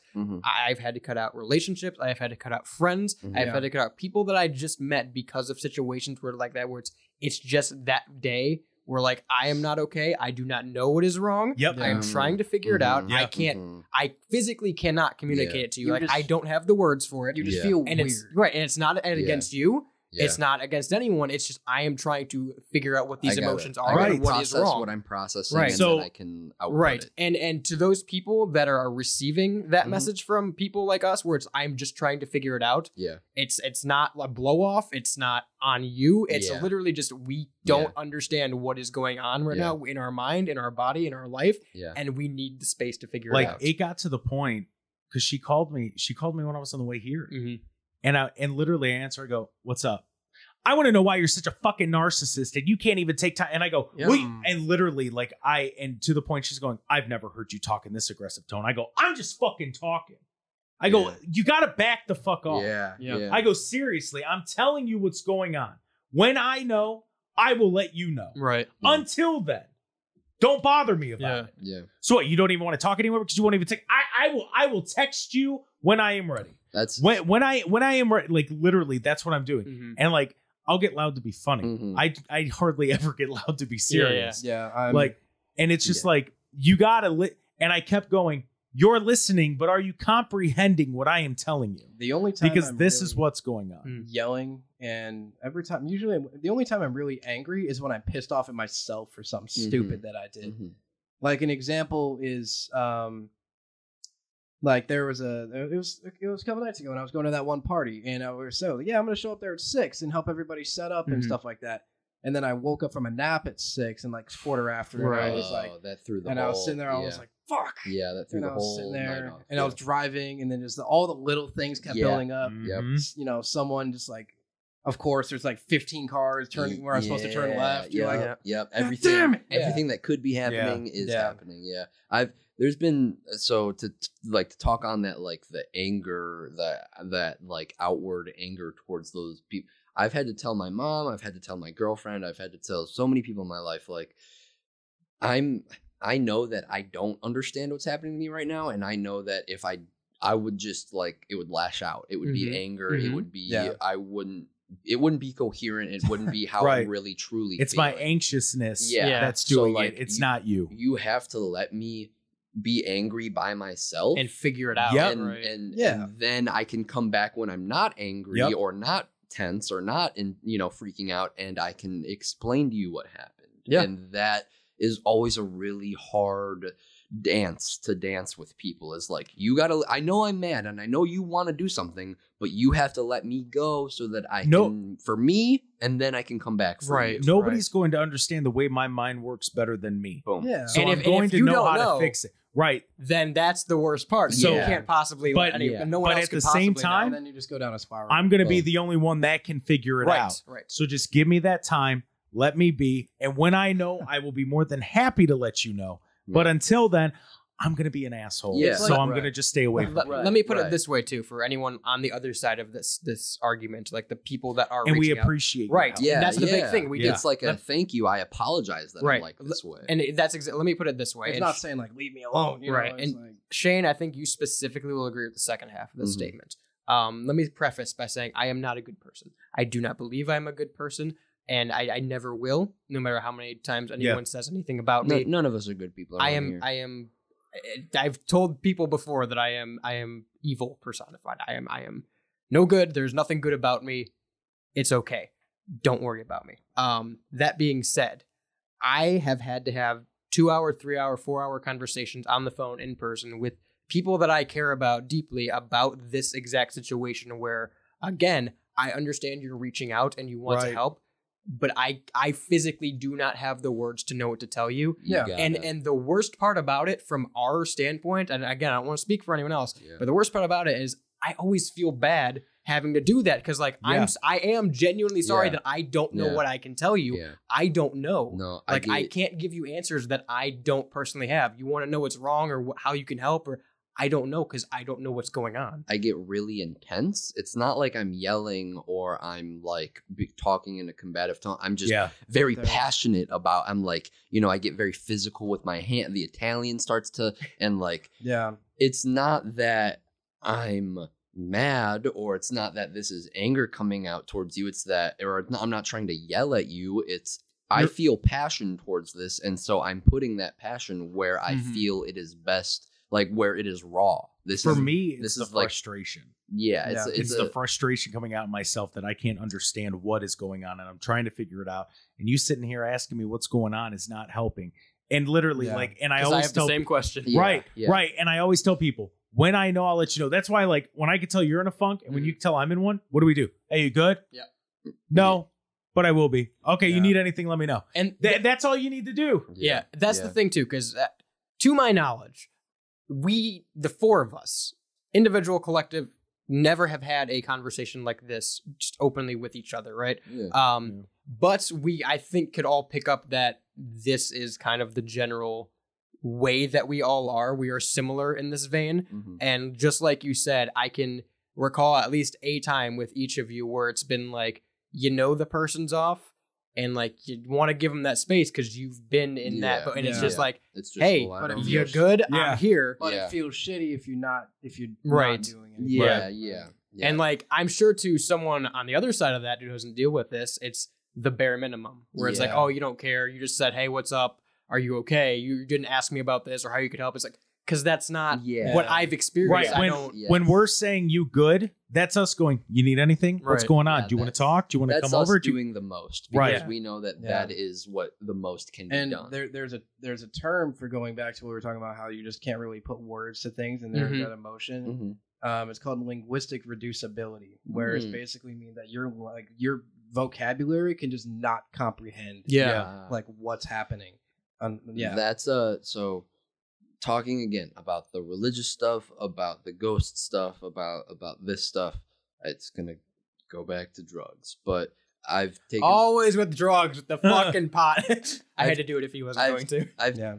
taken shrooms before. I've taken acid before. There's something that comes with it, and this is too. It has like into like this the healing stones and the spirituality of it all. Is like there are definitely things that your dumb little human brain cannot comprehend, and there are thoughts that can be had that.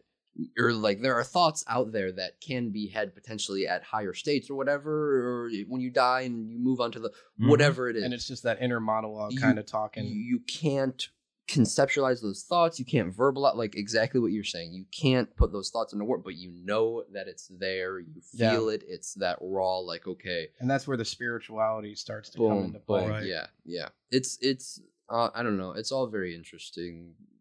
And that's why there's been so many studies in the past with Yeah. like psychedelics in the brain and how it Yeah, affects behavior. And that's the whole like the whole psychedelic thing is like there was a point in time where I was like really big into it and totally loved the hippie dude, Pauly Shore, like I loved that. That was Any chance to bring up I Pauly love Shore? Pauly Shore. Listen, all the time. Son-in-Law is a great I movie. love Pauly Shore. It's a great movie. But I was totally like in that lifestyle for I soaked in it for a second. It's fun to kind of have that like lackadaisicality about yourself. Taking mushrooms and stuff like I've only taken it a couple times, and it was very much like I'm doing this to experience the experience that can be had through to do my research. That scares right? the shit out of me. Same. What? That's the thing that So- turns me Is off that about just it. like So having for the me- unknown? Is that So what it for is? me- Yeah, so for me- for me, it was like an unknown of, and I always talk about this with my girlfriend. It's about that initial reaction you have of like you hear unknown, you hear new experience, Yeah. you hear is it good or is it is it that Yeah. like do you look at it positively and like this could be fun, or do you look at it like that's That's scary? why I it's don't really know. dangerous to do it by yourself. Yeah, Because if yeah. you think somewhat bad, Yeah, and if it you can it can completely ruin everything and Yeah. send you There, down that the path. shit hang that on. I've repressed, You have to I've be very, repressed like- for a reason, and I'm scared that it's going to okay. come out. Let Okay. me real quickly Okay. just throw this in here too. Mhm. When you talk about a lot of these things with Mhm. psychedelics, and I know people personally that it has affected them to great negative lengths. Yeah. I know people Yeah. personally that it's Yeah. affected them to positive lengths, Right. right? However, the thing that scares me the most if I were ever to try anything like that is Yeah. and it goes back to even what we were just talking about knowing that you're not okay and trying to process it yourself. Mhm. I know how my brain functions. Mhm. I know what I can right now comprehend and what I cannot, or I guess I don't know what I can't, but I know my limit, I guess, Right. as to what I need to succeed and achieve, right? Right. These things are brain altering. Mhm. That is the part that I'm afraid of. I don't want to not be able to do something I could do before, Right. or not even remember how I went about doing something I've done before. And I know the argument a lot of the time is why I've never experienced that. I've only it's been a momentary thing, but at the same time, I personally That know terrifies someone me. very, very close to me who cannot even smoke weed anymore No, because they had a bad trip, and Yeah. because of it, like So- they cannot breathe when they're around anything like that. I'm gonna say a name that you guys might be able to pick up on, but Jamar, you know Jamar? Mhm. Shame arm. Oh, I know exactly the story you're going to J-Mark, talk about. That's the first time. Football guy, big Oh, football guy That's from the our first school. time I heard anything about that. So there was this guy who went to our high school, and he was like our star. He was literally the golden boy of our high school. He was the math teacher, high school coach's son. Mhm. He was the star quarterback. All the girl, like he was the dude. He right? was your stereotypical. If there was football a guy. Zac Efron of your Right. high school, If this there was, was Yeah, him. yeah. he went to college to play football. He got caught up in drug. Like he already was like dealing with some mental shit. He got caught up in drugs. But an interesting point that I always like to come to is like he was very much always portrayed as this golden boy. He Right. had this title. The stigma, yeah. He had the stigma growing up of like, this is going to be how you are and you're going to be successful and it's going to be this way. And so then he got caught up in like mushrooms and LSD and all like the crazy psychoact. You know, he got really deep into it in college. And now he's a complete, like his life is in a completely different place and he's not on that path, and he's burnt He's very low functioning. He's very low functioning, and he's burnt a lot of those bridges through like the school and stuff like that. That his family was very well connected in the school, and Yeah. so then in turn he was very well connected in the school. Right. Like openly burnt all of those bridges. So Whoa. like it is definitely a very real. The way that it's always been described to me, and I like to think of it as is like. So there's like you have your third eye and it's in your forehead and that's, your trippy, you see that's the stigma, right? Is that you have like the stereotype is that you have a third eye and that's your enlightenment eye. And that's what connects you to the higher. Taking those mushrooms and taking the acid and stuff like that, it opens that third eye a little bit, but you don't want to open it so much that you get blinded by the light and you become Rubbed up like a deuce in the middle of the night. Yeah. Right. You don't want to become a J-Mar. You don't want to become like you don't want to overdo it. But yeah, I've and like I said, I've only done it a couple times and it's always been like controlled and I have like a safe space and because every time I am on a psychedelic, I know that it's like I'm letting go and just whatever happens to me happens to me. I let myself go like dumb brain. I'm just like, I'm a child. Let me live in this play world for a couple hours and like see what happens. I'll say this because a lot of the times, and I hate both of these extremes. A lot of the times, people who are stoners, people who do hallucinogenics, anything but hard drugs, because like again, fuck you if you're a heroin dealer or doing heroin, you're a piece of shit. Yeah. You need help and you should seek it. But man, that drug has to be the best feeling in the world. but that's why it's so addictive. Yeah, Right. But anything regarding like hallucinogenics, regarding marijuana, anything like that, people get naturally a bad stigma about. Oh, it's the burnout pothead, this, that, and the other. Which again, there are those cases where people think marijuana is a personality trait. Yeah. And it's at that point where I'm like, I don't want to associate with you. Yeah. Right. To the other side of that, I am very publicly straight edge. I've never drank, smoked, I've done any kind of drug like that. Yeah. And that's my personal choice. But I also hate the stigma of people who are being like, well, they shouldn't do that. You're wrong for that. That's gross. Yeah. It's the vegan hating meat eaters. Yeah, it needs to be said that like everybody is in charge of their own life when it comes to this. You are more than welcome to do whatever, and your friends are more than welcome to do whatever. Anyone who is contemplating doing either of these cases, know the risks and benefit going. Yeah, 100%. Know that it's not going to be a beautiful. It's going to be the people a that set I've thing, the people that I've done this with. It's always very much a sense of like, this is the power, and we have to give it. We have to give ourselves to this power for however long it may be. It might be ride the wave. It might be a really spiritual journey for Jordan, but then the three of us might be on some kind of crazy mythical adventure, and it's like more funny for us or something like that. And we might one is life changing. Yeah, but then for Jordan, it's like he has this epiphany, and it's all. Everybody's doing their own thing with this collective psychosis that's going on, right? Have you heard the neurological or like psychological thing that's been going around? I know there's a couple TED Talks about it and how what you see and what your perception is a controlled hallucination.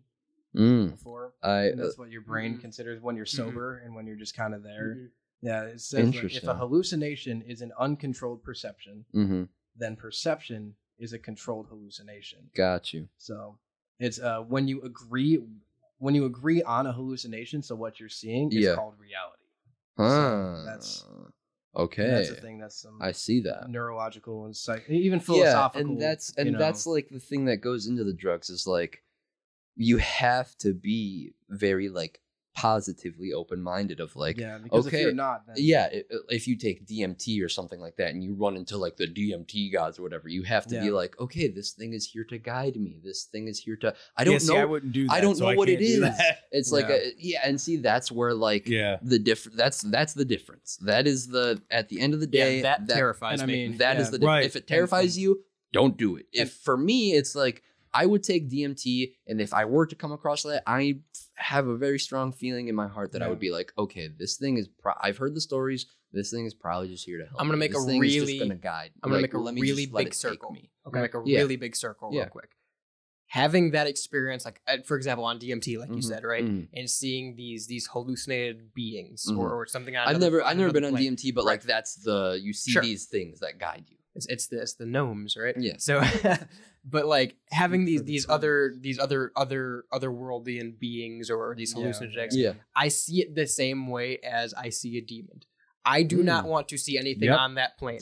I do not want to. Even if it is completely real and exists and it's just out of my perception, I don't want to see anything on that plane where a demon is here and it can harm me. I don't want to see anything on the plane of I am not in my proper headspace and I don't know what's going on and there is a being here. Talking about schizophrenia must freak you out then. I know schizophrenics that do LSD and it scares the fuck out of me for them. Well, DMT is an interesting, just to talk about what you said for a second, DMT is an interesting one because I've seen videos of people and like watched interviews of people who they take the DMT and it's a 10-minute thing. They smoke. Feels like they smoke 5 hours. Well, to them. No, it feels like lifetimes. Like I remember when I did acid, the way that me and the people that I did, by the way, did acid once, will only ever do it once because it was so crazy. It genuinely felt like I had lived multiple lifetimes, and like I know that I was in my backyard the whole time, but it felt like seasons on a TV show were going by, and I was just told me about this. I was fucking WandaVision over here. Binge watching the seasons. That's why he likes Marvel so much. Well, I got there's this one thing about this guy who had a bad acid trip, and he was describing it like this, and it's kind of like this. He says he felt like he was in a giant clock, and each little dot, each clicking, each second was the equivalent of a human life. Yeah. And living and dying was part of that eternal chain, and the clock was tracking all of it. It will go, and like you start to overanalyze, and you will like have one pattern of thought, and then you'll zoom out, and it'll be another completely pattern of thought, and then 20 minutes later you'll zoom back in and have Minecraft. That same. Yeah. I'll zone out to some Minecraft or Slime Rancher. But my thing with the thing that I was saying with DMT is like there will be people who will smoke it. It'll be a 15-minute altercation for like the real world, what we see. Yeah. They'll come back saying like, I lived multiple lifetimes, and the biggest thing that I've seen a couple people say is like, I got too much. I know too much. I got too much knowledge in my brain. I don't need this knowledge. Like, it's just too much for my human brain. That they can't fathom. Yeah, it's too much for my human brain to handle. I wish I wouldn't have done it because of the amount of information I got. And that is something that always, like, with DMT specifically, with mushrooms, with like acid, I said I don't really, but like I know that those things aren't gonna. Let me contradict myself real quick. I stated that, I don't like the extreme on either way of writing something off that's not your lifestyle just because it's not your lifestyle. Yeah. However, other than the hard drugs, again, take that out of the equation because obviously people shouldn't agree with that. Let's make that clear. Like you probably shouldn't be doing hard drugs. Yeah. Right. Okay. So hallucinogenics, acid, weed, LSD, DMT. Right. The one thing that I will advise against, maybe even to my ignorance, because obviously I've never tried it, is LSD or acid. Like just because I have heard too many stories of people being permanently changed for it for the worse, that I just highly advise against it. Sketchy because nobody really knows where it comes from. The way that it's always been described to me, and the way that I look at it after taking both is like, it sounds really dumb, but acid is like Star Wars. Mushrooms is like Lord of the Rings. Mushrooms is a lot more. I took mushrooms in Colorado in the mountains, and it was genuinely one of the most beautiful. Like I was in nature, and I got to see like the clouds looked really nice. And I remember I was closing my eyes and I was seeing like the 70s color patterns, but it was the outline of the mountains. Kaleidoscope. It was really like, it was a lot more. I was one with nature, that kind of thing.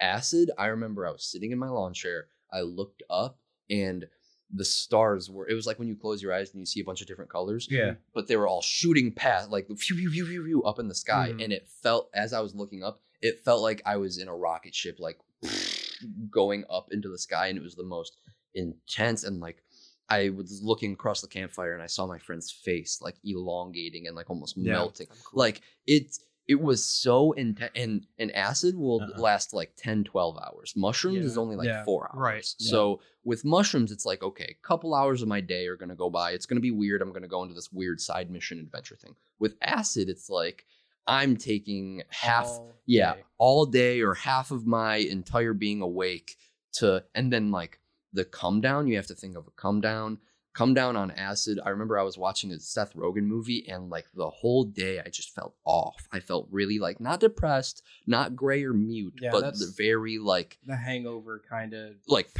parallel to reality, or like horizontal to reality. And it was but then mushrooms is just kind of like I felt a little tired, and then I watched Coco, and I felt okay. Like nothing, like I cried at the end. Yeah. Like with mushrooms, it's very much like I know what's happening. I get like little silly and laughy colors start coming in, and I like to be outside. I like to be with people I love, and then it goes away after a while. I know that it'll go away. Acid, I could see the feeling if you take a lot of it not going away, this isn't ending, you know? I will say when it comes to like creative mindsets and stuff like that, acid definitely has boosted a lot of people. Like, when it comes to like doing creative stuff, like art, music. There can be there are very specific niche, like it will help you, in that situation if you're that kind of person doing that kind of thing. But there's this one topic that I know most people know about it, but I have you try to look it up on YouTube, you try to look it up if there's any talks or any documentaries about it, right? But how people with like schizophrenia and autism,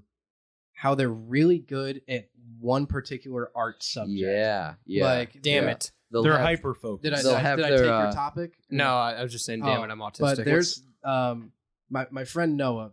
You've met a savant. It's called a savant. His aunt used to work at a psych ward, and he said there was this one patient that had severe schizophrenia, and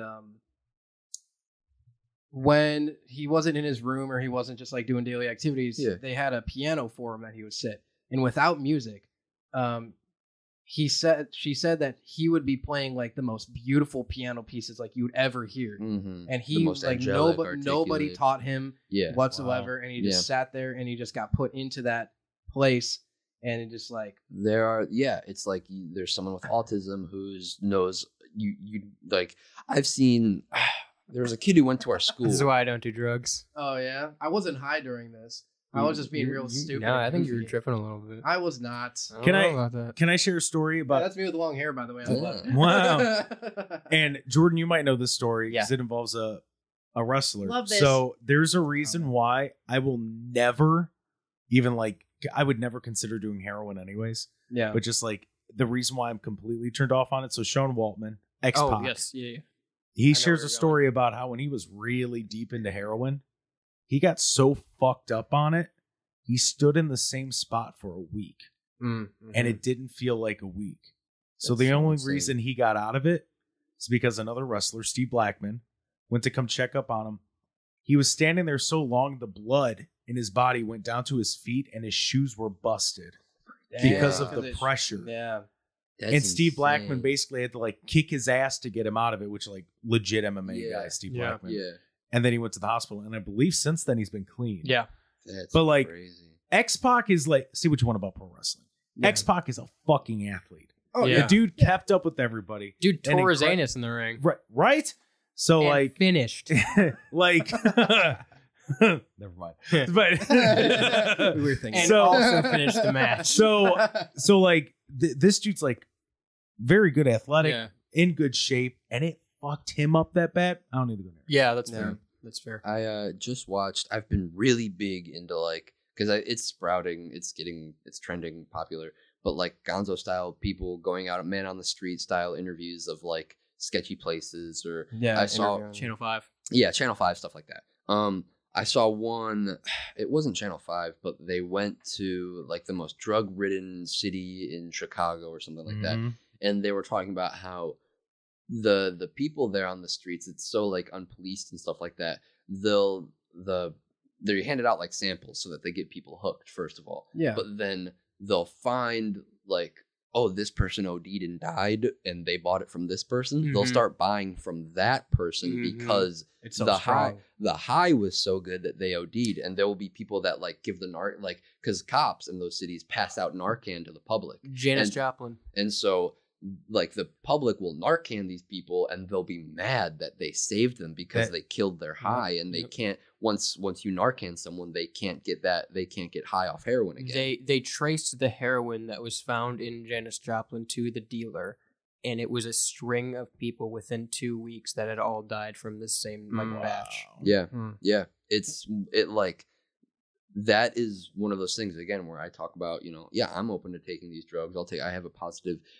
There are definitely drugs that like cocaine and stuff like that. The high is just too nice. Like, I know that I would probably think anyone in this room would probably think that the high is just too nice to not stop. I mean, there's a you know? there's a dude that I know back in Arizona that he says that every time he drinks heavily, in order to stay awake and not black out, he would just do coke and he would just be up for the whole rest of the night, and he'd still be like conscious and like not blacked out. Let me So. say this, and maybe it's selfish, right? Mhm. And I think it is probably very selfish. There are, as much as I've said about respecting people's lifestyles and just letting them live for them, there are points with 3 people that I have been mad at them each individually, not like mad at them, Yeah. but more like worried mad, just because I have seen choices they've made at certain points in their life and have had the fear of, I swear to God, if you die from this, Yeah. I'm Yeah. going to be livid Yeah. because I refuse to be, I refuse not to be the first one of my friend group to die. That has to be me. Yeah. That is going to be me, because I am not going to be able to handle anybody else getting lowered into the ground. So that first spot is mine. Yeah. Yeah. I die. I died. I died today. I die. That being said, though, like, if you are or know somebody who is doing or addicted to hard drugs, there's always help for that. Yeah, there's always. And yeah. you should do their best to seek it or advise it. Yeah. yeah. Because like that's not somewhere Yeah. anyone should be. Do your Same part. with alcohol too. Do your part if you can. And the best help that you can find for people like that are the recovering addicts. Yeah. So Yeah. All very true. It's just so crazy to me that like and then there's that There- mindset of people that don't want to quit. It's like they don't know what I'm going through. well Dude, yeah, Right. there are the Do you guys know the sorry to cut you No, off. you're Do you know good, the you're good. orange juice story? Is that something like folklore that has gone around, or is that a genuine story? The orange I don't, juice yeah, I don't story. know what you're Acid and maybe, the orange juice story? None of you guys? maybe continue a Okay, little bit more. so I was told, and again, I swear I've heard this from someone else too, Mhm. so it might have been folklore. Mhm. But I was told by my cousin at one point when I was probably in middle school that he knew someone that would do acid every day of the week, and it got to the point where it was so bad that the dude had a bad trip and thought that he was a glass of orange juice Oh. and was afraid that if anyone came near him or touched him that he was going to spill, and it permanently fucked him up to the point where he could not be around anybody. Yeah, I feel like I've heard that story before. I don't know if that's like Yeah, I've never heard that. folklore Yeah, or, but I I've heard that. either. I've heard that story before. Okay. Woof. Yeah, it's one of those things where like it can really fuck up your brain, or the high can really be that good that you don't want to stop, like that you can't get yourself to stop. So it's like you got to be able to respect those drugs. You got to be able to respect like I see your power and I Right. choose not to go near it. Yeah, you yeah, know, I know like- what you're getting into. Yeah, that ain't yeah. for me, Chief. Yeah, right. So let me ask something real quick, kind of Yeah. off topic, but Mhm. with the anxiety and everything that we've talked about. yeah. I'm not saying they did it the whole time, but anybody in here, when your mom was pregnant with you, did they smoke or smoke before? Smoke before my Smoke mom before. did. Yeah, smoke my mom before. did. To my knowledge, at least. Okay, Yeah. because I have Everyone? I have a Yeah. theory on that. I think that has to do with the anxiety and ADHD, different things like that. I can taking get the down That with is, that. I want to look into that. Look is into there that. research to that? I don't believe so. I mean, I can get but down with that. That but makes a lot everybody of that I've sense. spoken to when I have had these conversations, I just so happen to work it in and ask. They have anxiety and depression. And- their parents smoked or Yeah. their mom smoked. Yep. Yeah. That's like as believable to me as like the royal family killing the Princess Diana. So pretty believable. Yeah, it's pretty. That makes I sense. mean, it ties enough together. I'd say to be like, 90% of the people, they were like, yeah. And I'm like, Let okay. me put a little bit more on. Let me put some sprinkles on that too. Okay. Just to Mm. and maybe this is just me. It seems like, and there, don't get me wrong, there's many different forms of depression, anxiety, stress, all that Yeah. stuff. Now, Right. no one is exactly the same. Right. No one is going to have the same experience. However, it seems like, at least from this conversation, that we all are very similar in the ways that we experience anxiety, stress, depression, Mhm. Yeah. at least to a degree. Yeah. Yeah. Okay. So, with that being said, I think smoking may cause a certain kind, or after effects of smoking may cause a certain specific kind of depression, anxiety, stress. Because I definitely know people who have depression, whose parents weren't smokers, neither of them. Mm. And I know from experience with said person that when they go through a period of depression or a low point, that is very different from when I do. And again, Is everybody it like is more different. severe? No, Like it affects them more No. severely? no, Okay. almost differently. Just like it's more so. And again, everybody's different. Everybody expresses Yeah. differently, and it could just be someone not choosing to express. So I don't want to put words in anyone's mouth Right. or say things for anyone. But it could just be from what I have experienced in the conversations I have had. It's more so like what people describe depression as. Mm. Just sad, down, melancholy, no motivation. Whereas to my personal experience, it's like, it's that, yeah, but it's also, I can't breathe. I Right. feel like Mm. I'm held Mhm. down. Like all these things that like my body just shuts down completely. Whereas to like, I'm at work and I'm making Snapchats that I'm sad, you know? Yeah. Right. Well, and I think that because it's there's not under it's one of those now where everybody's depressed, so nobody's depressed. Right. Mhm. Mhm. And it's become so commonplace now where that's like OCD. You know how many people I know that say that they have OCD, but they don't actually have OCD Or ADHD. Yeah, or yeah, ADHD Yeah. because it's. I don't am wanna 1 point away. I took the test. I am 1 point away from having ADHD. I was Wow. tested the other day. Very Studied nice. hard. I studied hard. I passed. It wasn't open But- book. But I think it's I almost understand. trendy right now. Ah. So Yeah. people will just be like, oh yeah, no, I have this. Yeah. No, there's a difference between having, being anxious about something Uh-huh. and having anxiety. Yeah. There is a difference, and I'm not sitting Yeah. here going, I'm high and mighty, Right. but because it goes back to what Jordan said. People handle things differently. Right.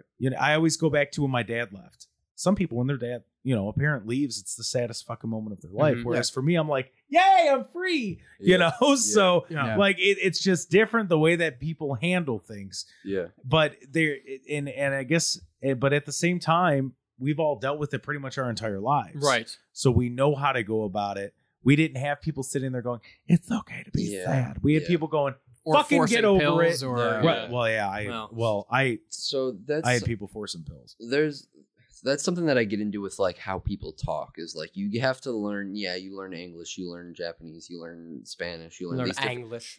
you learn these different Spanglish. you learn these different languages, and like you think you know how everyone in America talks, but I have to learn how Jordan talks. I have to learn how Evan talks. I have to learn how Jake talks. Right. I have to learn that language. I have to learn your language to really understand the message that you're trying to convey. Mhm. The same thing applies to how you feel your depression and the way that you handle anger and the way you handle anxiety and the way you have to learn how it's like I have to learn how I work so that I can explain to you how I work Well so that said. you can understand Yes. how Well I said. work. Yes. I have to understand why I'm anxious so that I can tell you why I'm anxious. I have to be depressed for a second so that I can relay to you why I was depressed, and Yep. then we can all understand. Yeah.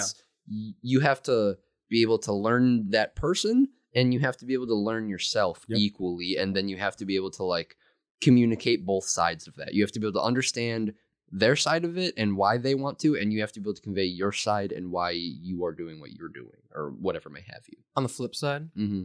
in this modern day where there is, I do think there is a lot more genuine depression Be it factors that are with technology. I think it's. I think with technology is a previous big part of it. generations, Yeah. whatever it may be. Yeah. I do think there is a significant spike, and the statistics are right in that. Yeah.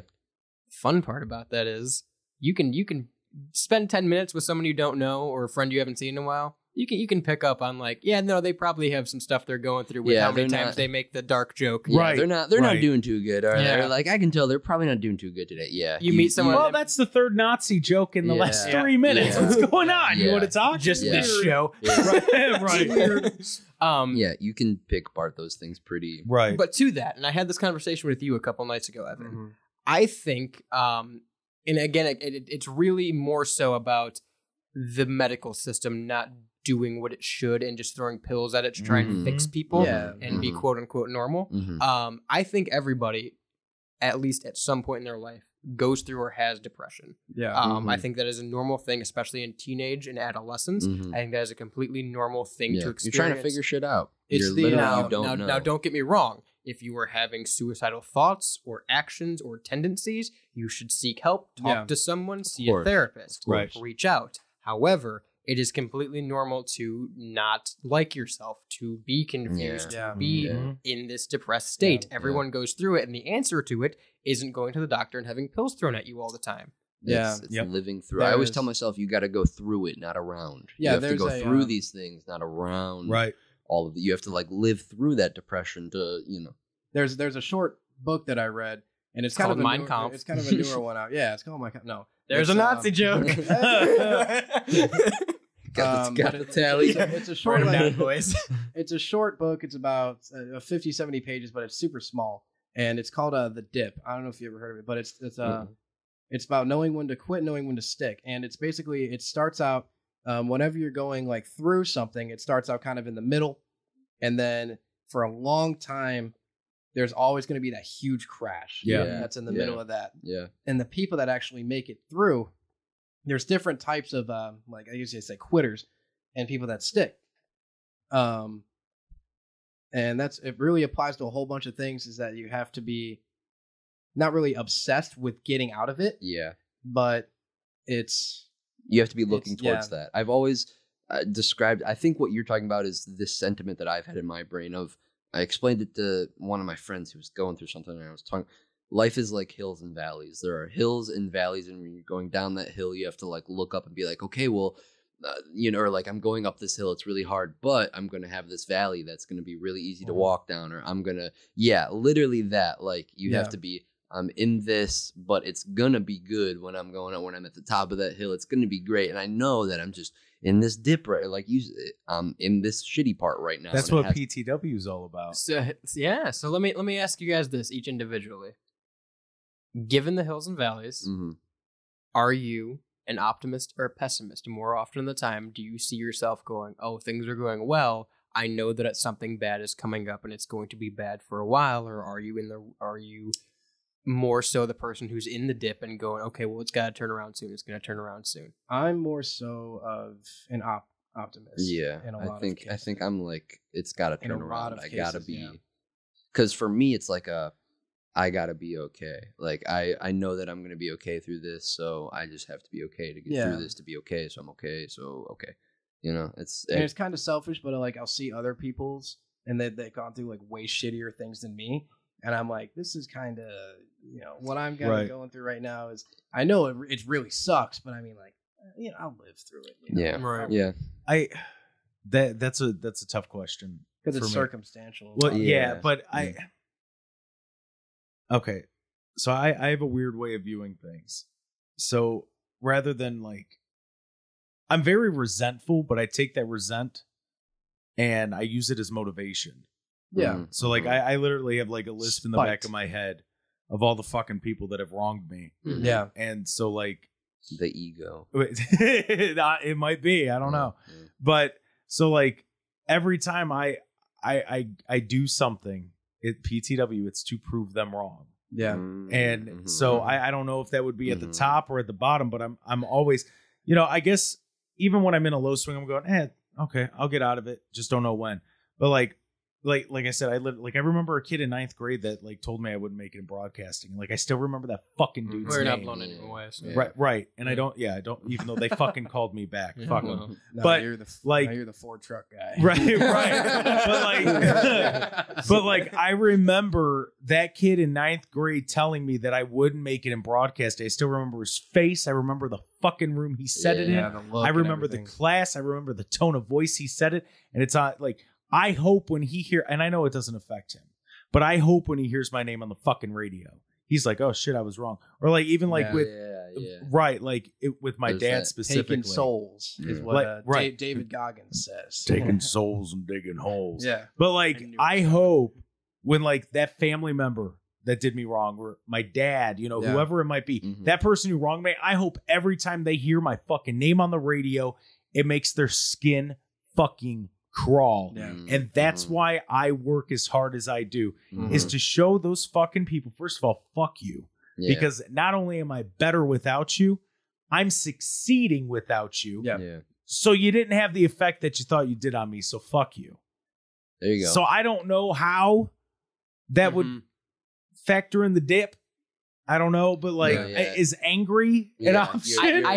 You're really climbing up that fucking hill. Like, Always. Yours and is I like, think, and there are sometimes I probably dig myself deeper because of how much I am. That was funny. Yeah. About how much I am digging. So I probably do dig myself deeper, but I always work my way out of it. Yeah, you're Yeah. That climbing up that hill like ferociously. yours You're is like "Ah." mine turned up to 11. So I have a cheat answer.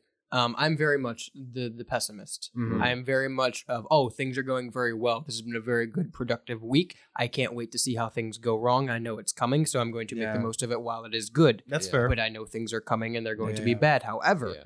knowing this, having this in mind, when I get to that valley, Mhm. right? Mhm.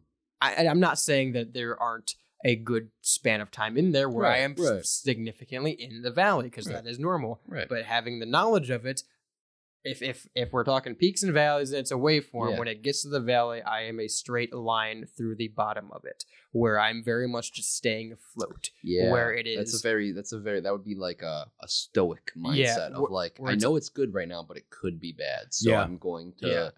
And when it is bad, I'm in the mindset of, I know it's bad, but I just have to make it through until boom. something Yep. turns that's around. That's a very stoic of like, I know that things are okay right now, but they could be, so I'm gonna keep myself at ease. It's like when I get into a car, I'm always trying to remind myself like, I could die. This could be Yeah, this yeah, could yeah, be the time that I Yeah. die. It doesn't matter if I'm buckling up my seat. 100 million times I've driven, turn on that car, could be the time. Can you know, we- get on the road? Could be the time. Just because you brought it up, can we talk about PTW some more? Because Yeah. I it's something that you told me a couple years ago now, and I've always really admired it because it's essentially like living by that motto, right? Right. And sticking to it. Yeah. Hell yeah. Got the wristband. Where'd you get that? That was you, buddy. No. Do you guys have anything like that, or like a motto or mantra, or just like something that you keep in the back of your mind that like keeps you I was gonna in that mindset? I was gonna bring this one up earlier. I've always had the rule of threes, is what I call it. You told me about this too, yeah. Yeah. Will I be okay in 3 minutes? Will I be okay in 3 days? Will I be okay like 3 hours? I go Yeah. in increments of 3 months, 3 years, and it's like the closer it is. If I will be okay in 3 hours, then it's not that big of a deal. If I will be okay in 3 months, it's like, okay, well, I got some work to do, but it's not the end of the world. If it's 3 years, it's like, okay, saddle up. We got a lot to do. Right. We got work to do. Let's figure this out. Let's work through this. Mhm. I've always done the rule of threes, and it's one of those things where it's like that religious piece of like, Yeah. I know that, okay, I'm gonna be like, yeah, it sucks dick right now. This is the worst possible thing that's ever happened to me. I hate my life. I want to shoot myself in the fucking face. But in 3 weeks, I'm probably gonna be okay. So is it Yeah. really that big of a deal? That's a really cool mindset to have too. No, it's really not that big of a deal. So I try to like, it's about, you have to be able to zoom out and like see all perspective, learn people language, it's, Evaluate. yeah, Mhm. evaluate. That's Rule that's of smart. threes. That's been Yeah. I've carried that one with me for a I- long. I don't even know where I got it from. That's cool. For me, it kind of goes a little bit into a little bit of I can kind of back into like a religious thing again. Yeah. Yeah. But the one thing that kind of always sticks to me is I remember hearing it one time on like a YouTube video of like a pastor or priest saying it or something like that. But he says that go into. He says that God can be really quiet sometimes. Mm-hmm. So, Mm-hmm. and that every time like something really shitty's going on through, and I feel like nothing's happening, Yeah. that kind of sticks in the back of my mind. I'm like, He's just Oh, being I quiet. like that one too. He's Yeah. just being quiet. Yeah. Got you. I like that. I Yeah. like that. I have two. And one's really kind of fucking depressing. And I don't really like to talk about it. Yeah. But it's more so like when I'm in the lowest of low, this is my mindset of I am a Christian. yeah, And you might not agree with my beliefs, but to me there is a heaven, there is a life after this, and as a Christian I don't believe that you can achieve getting there by taking the easy way out. Yeah. And the thing that kind of, when I'm at my absolute fucking lowest, has got me is I'm going to see my mom again. yeah, And so that is not how that is going to Hell be yeah. achieved. Recently, on a lighter note, I have had the mindset of doing it my way. And it applies a lot to broadcasting and just life in general, whereas it might not be the conventional way and I'm going to make mistakes and there's going to be times where I'm at that absolute low. But at the end of the day, I'm going to take comfort in knowing that I did this my way. Right. And everything that I have achieved is because of that. That's the Frank Sinatra song. Right. I always Yeah, think yeah. that. I always think that same thought when I hear the Frank Sinatra song, because it's like you hear that in his voice of like, he whatever lyrics are, he left and had a few, but I don't know. Regrets he had a few, but then it gets too few to mention. But It's like, you feel that of you did it the way that you want. I don't know. So you're not going to have regret. I have had a few. Fuck. He did it his way though. You walked He into did that. it. He did it his way. But I get what you're saying. It's a And way that's of the looking respect. at regrets. It's a That's way of the- looking at the mistakes and looking at the Yeah. lows and Yeah. trying to Yeah. preemptively Yeah. stop myself from No. going to the low. So I get that one 100%. go. I was just gonna say, so like, and maybe it's a fucking ego thing too, where it's you look at the people that are idolized or people that I even view as heroes today. Mhm. Like fucking look around the goddamn room and it's a Yeah. bunch of fucking musicians, Right. right? So Plus, we Elvis- were making the joke about it earlier. Yeah, they're all He's dead. dead. He's dead. They're all Yeah. fucking dead. But like fucking Elvis, Kurt Cobain, whatever have you, right? Take these people, and the reason that they're still talked about to the day and still like have documentaries and biopics and books and all hardships. these different stories and all the stuff that people have to say about them is because it was unconventional. Right. yeah, A white man singing black music on the radio was not the way that you got famous, was not the Yeah. way that you wrote music, Yeah. was not the way that you performed. Yeah. But he And- did it because he wanted to, and now look where he's at. Right. And so, like, I internet radio may not be the way to go, and turning down certain opportunities yet. to do internet radio might not be the way Yeah. to go. But I have my show, that is my brand, that is Right. my concept, that is on a platform that I made. And that is something at the end of the day that, hey, you know what? If I fucking died tomorrow, at least there was this, and I can say that I was responsible for how this turned out. So going off of the PTW thing, going back to that. So there are something that I say to myself probably 50 times a day when I'm really starting to lose my shit, and it's the Serenity Prayer. I say that so much, like especially if I'm at work and the bosses are being fucking idiots, and I know that they're wrong, and everybody around me knows that they're wrong, but I got to do it anyways. Serenity Prayer. God grant me the serenity, accept things that cannot change, change things that can, the wisdom of the difference, all that, right? Yeah. And then going back to the regret thing, the kind of doing it my way, and it's a detriment at times, but I will purposely put 150, 200% into something just so when I look back at it, and if I walk away from it, for my ex, when I walked away from it, it's because I did everything I could. Probably did way more than I should have. yeah, Way more than I should have. And it's not just in relationships. It's with work. It's with school. It's whatever. But I probably put way too much into it. But I'm not going to have that 6 months from now where I'm looking back going, well, what if I did this? I know for a fact I did everything that I could have done. And if it didn't work, it didn't work. I felt that way about it. I didn't want to leave, but I did everything that I could. Ironically enough, 6 months later, I get a call to come back. So it's just one of those that, and there's a few different things that could work out from that. You're either going to know that it wasn't supposed to happen, or that wasn't your time to do that, or that situation is going to know that you were willing to do that and you're willing to do it again. And you're going to be brought back into that situation because it's something that's right for you. And that's what I think people get discouraged way too quickly. I'm not saying to put 200% into something because, as I said, it's kicked my ass a few times. But it's one of those where if it's something that's supposed to work out, it might work out a year from now. It might not be until 10 years down the line. But it will always stick in that person's mind, or that situation's just idea, that aura of that situation, that's what you put out there. And eventually what you put into it, you're going to get back. And I believe that wholeheartedly. And I might be wrong. I don't know. So far, it's worked out for me for the most part. That's a sentiment that I've shared with Jordan before about, like, you know, I feel like you're the heart. I see so much like back end of this stuff, and it's like, I'm full believer that, you know, this is going to be huge, and we're going to look back in 15 years and be like, damn, remember when we did that? Like, that was crazy. That we, you know, it's going to get canceled next week. This isn't even going to make air. I would say the N word. It's going to be over. So how about those Nazis? But okay, and then this is another good question that I had too.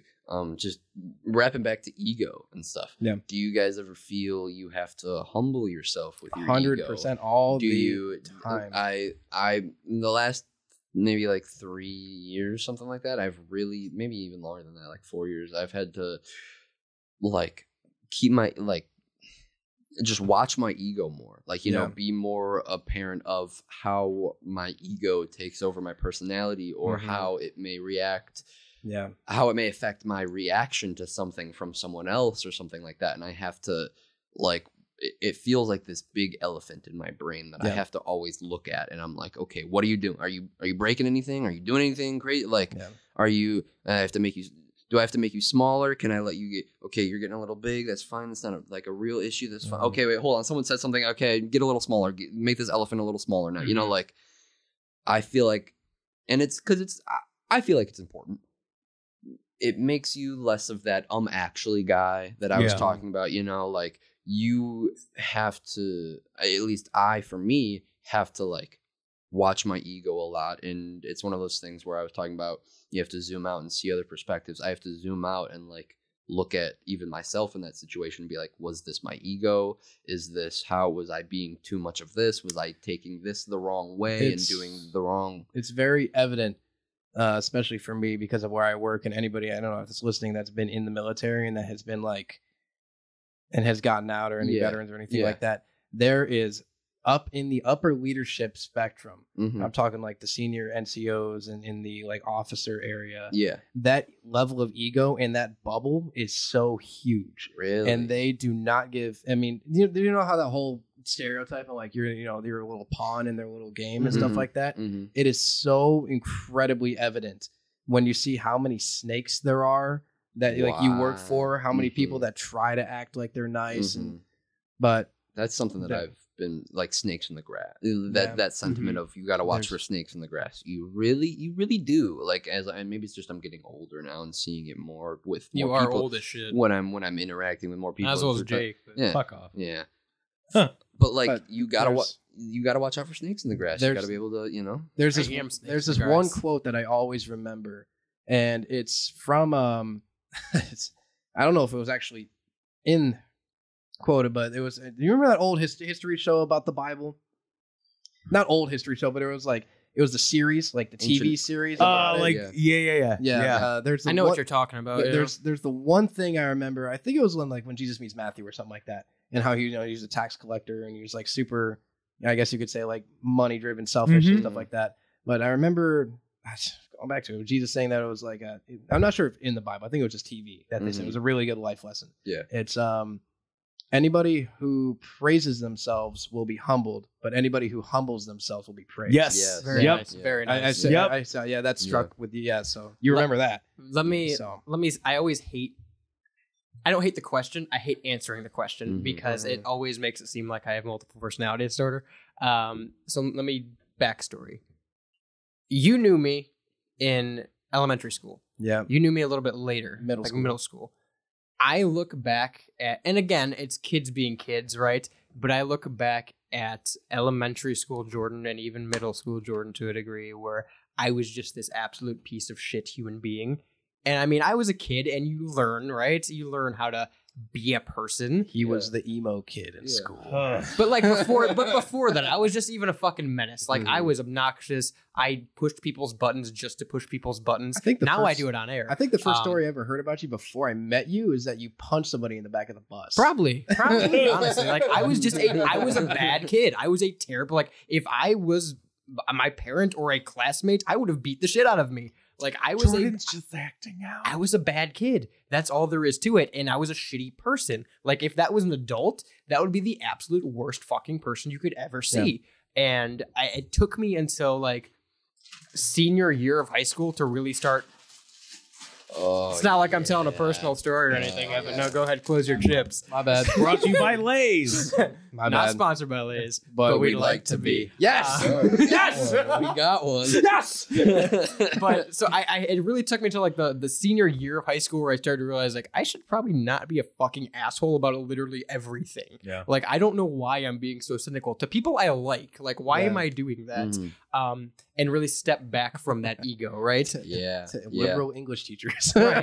Like why? This doesn't benefit anything. Yeah. So to really step back from that ego, and the main problem now, right, is that I tried so long to just get rid of it and not have the ego, become an adult, act like a fucking responsible adult, and have more empathy for the people around me, which is good, and you should. Yeah. But you should also have an ego about some things, right? Like my work is something that I will always have an ego about because I take very great lengths to make sure that this sounds good. Right. Yeah. Like I'm not sitting here with a fucking Blue Yeti microphone and a fucking iPhone, right? Like if I'm going to do something, I'm going to do it to the best of my ability.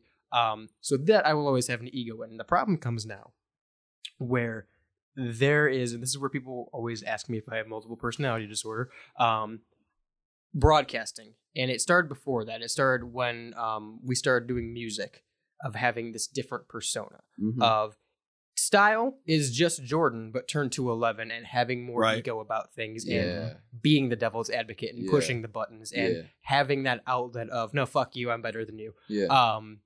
And it's funny because I've had several conversations with people who met me from radio or heard me on air first or had met Style and had a sit-down conversation with me after the fact and went, you know, I just kind of thought you were a fucking prick. But, like, I see, I guess that's a bit now. I'm like, yeah, you know, it's just something you do. And, like, for me, at this point, it's just what I've done for a while now. Yeah. So I don't see a difference in it. It's, okay, yeah, I could be having, and it comes back to the anxiety and depression thing ever. I could be having the worst fucking day ever. But as soon as I go in, this is what people, again, don't understand that have reached out, is, and it might be just a broadcasting thing, you can answer this too, but, like, having that switch of just going into that persona. Like, I could be having the absolute worst fucking day of my life and not want to talk to anyone and be in that mood where I don't understand what's going on and I can't tell you because I don't know.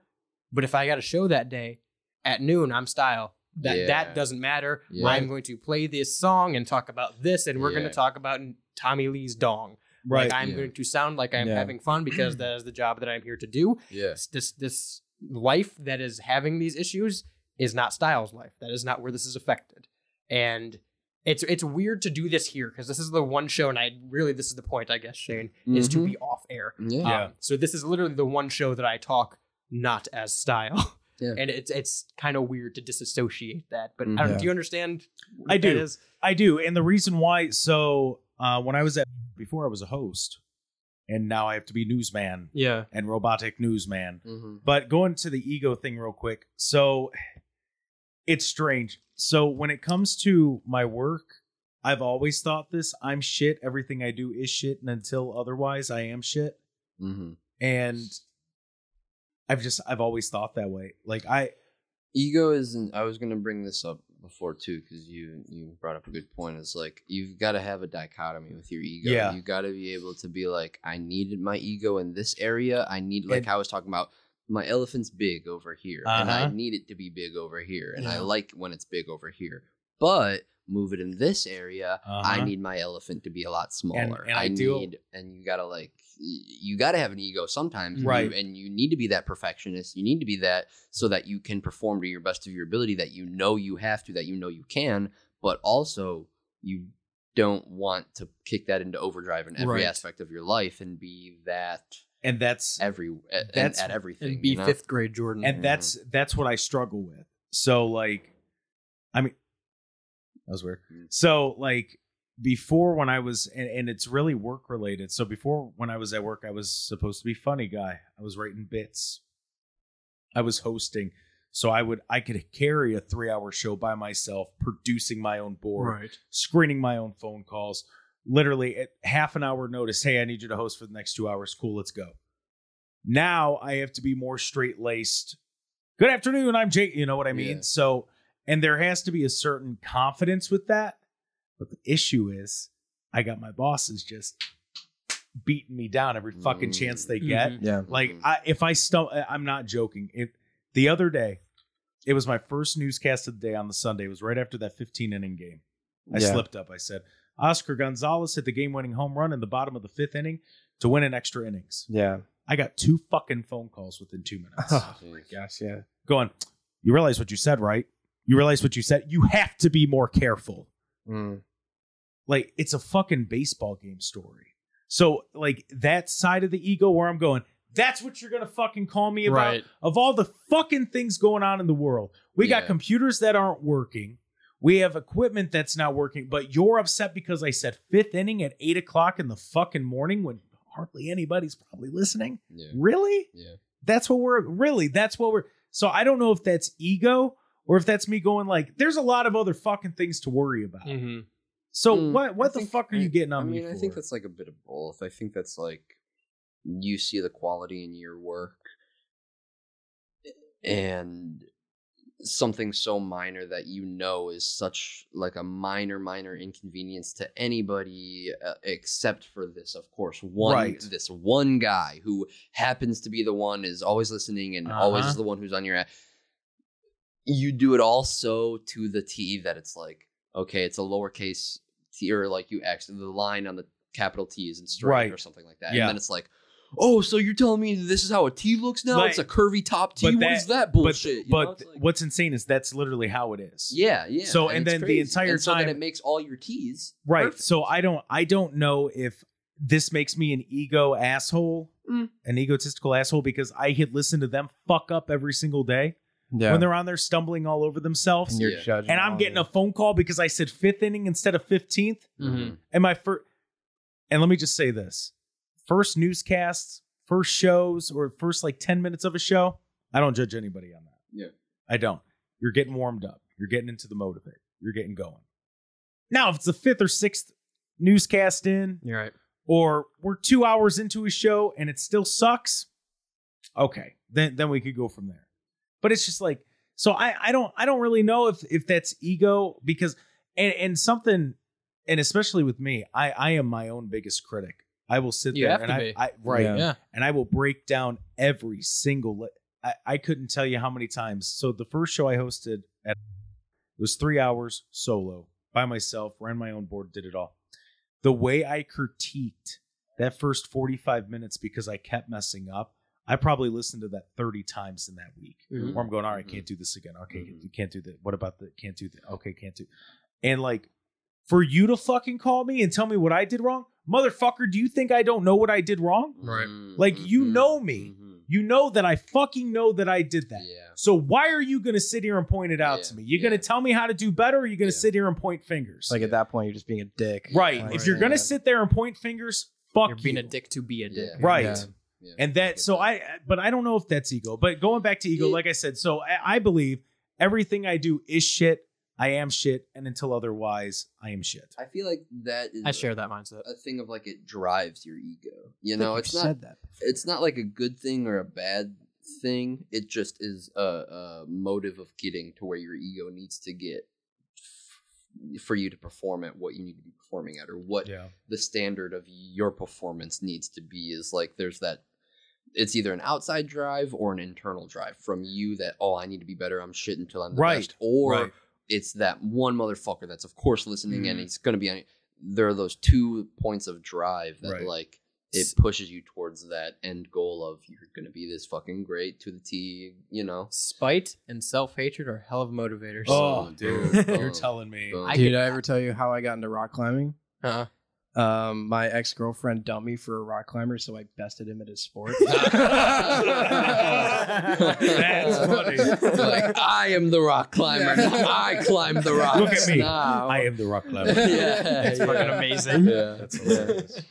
I am the same way, and I don't know, it's weird because like broadcasting's fucking weird, man, and broadcasters are fucking weird, man. Yeah. Because like once you like have done it or have been around it, and like it's just I don't know, you kind of look at things weirdly, and you don't know if other people look at them like that. You know what I mean? So like again, the whole show thing, like I nothing I do is ever good enough, Right. and I will sit in the studio for 7 hours until it sounds half decent, and I still won't be satisfied when I put it out. On the flip side of that, as someone who's trained people or produced people, I can sit there and go, hey, you know, that was pretty good. Let's do one more take. And Shayne, you can attest to this, where you could be the same way that I am when you're recording something. Oh, that wasn't good enough. Let me do that again. Let me do that again. I could do this better. Yeah. But I'm sitting there listening to it, producing, going, that was pretty good. We could use that. I like that. Yeah. Let's do that one. Yeah. And it's that dichotomy of having both sides, but not being able to use them together.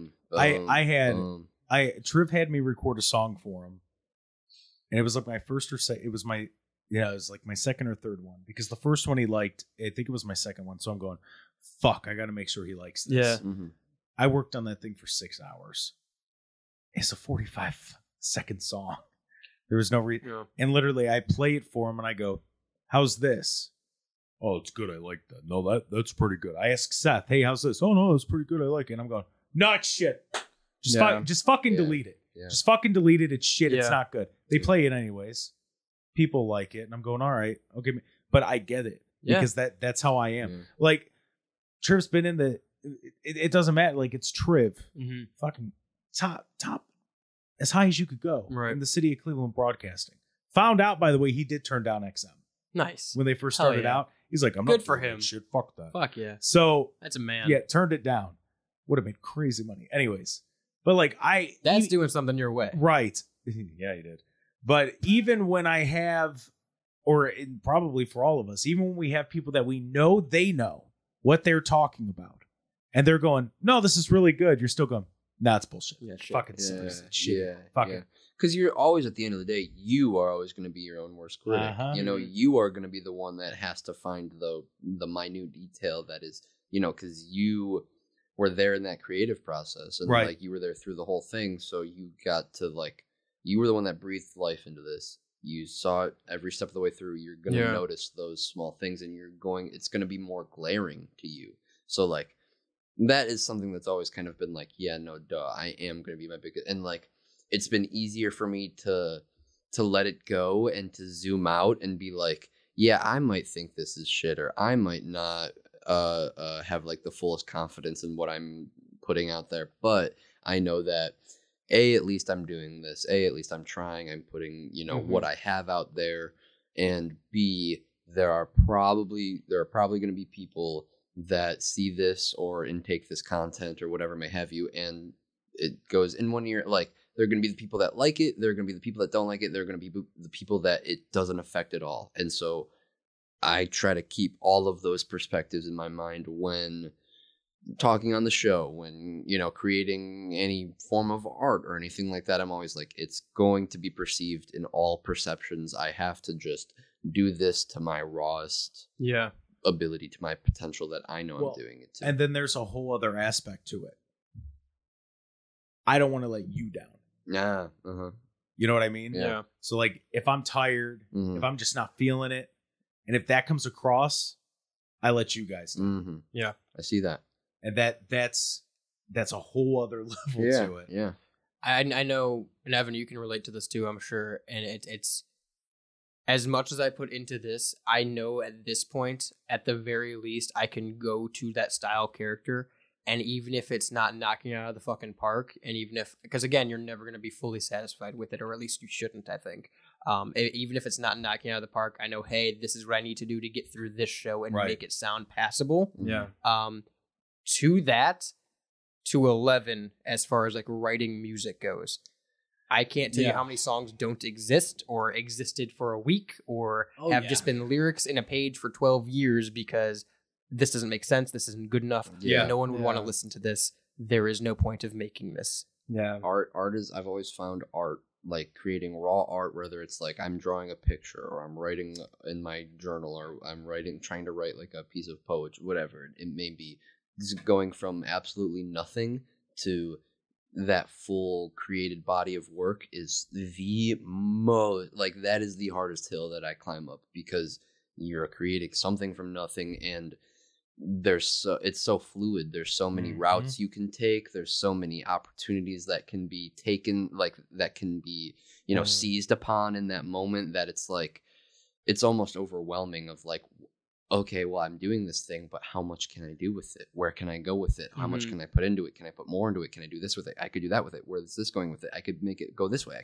It's so like, you just have to put one thing down, and if it sucks, make the next thing not suck as much, And that's why there's been a resurgence, I would say now, of like a whole bunch of individual artists coming out. Yeah. Because people are getting so tired of just like the whole, replayed kind of same thing over and over again on mainstream radio stations. But there's I don't know if y'all know who, there's an artist, his name is Benjamin Todd. He's a really good like individual country folk singer guy. Okay. But he just put out an album. He's really good. I've been listening to him for years, but he just put out an album, which is kind of what you're talking about, is songs I swore I never sing.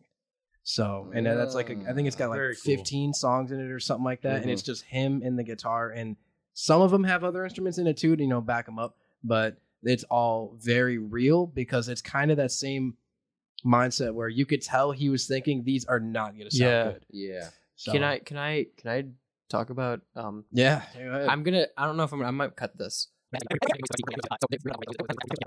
It's still not out because I still hate it. Yeah. But you said it. You said the exact thing I was going to circle to. It's like lost media. It's like why it's why we find lost media so interesting. It's that there's that human potential there. There's that human had potential to do something. It was in the creative process of almost getting there. It kind of got there, and then for whatever reason it got washed away, or it got burned, or it got deleted or scrapped, and it's like that. I think in general, humans are just interested in that human potential. They like It's that seeing mystery. They like seeing that something is going on here that is not what I'm doing, or is not the norm, or is not. And There's something going on. There is footage, or there is audio recording of Chris Farley as Shrek in a whole entire Shrek movie that we have not seen. There is that album, And it could be complete shit, but we want to see it. Yeah, Right. yeah, because we know that Chris Farley really wanted to do that. We know that there was a lot of human potential in that movie already, and it's we like, really like Chris Farley. yeah,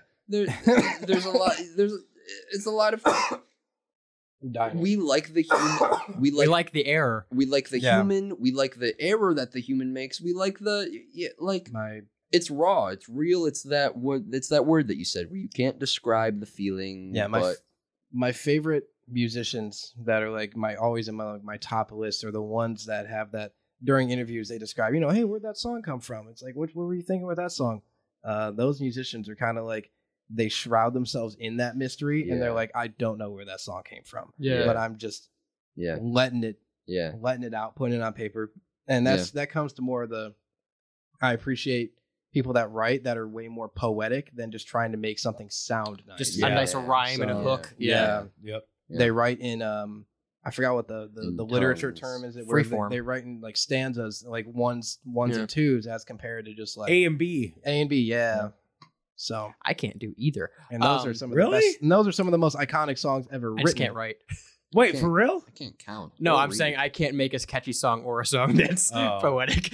See, I need to learn how to play the guitar. If I did, I'd be a millionaire. To the point of like just being interested in people creating just for the sake of that is a thing. Yeah. I will say, like, regardless of how much effort I will put into my work or anything that I put out, I am always so much more happy to watch people around me grow and be good at what they've decided to do, The rising or tide. get better. Like, I told you, I think I was talking to you about this Friday, Evan, Mhm. was that you asked me how Shayne came on the show, on the Rebel Radio show.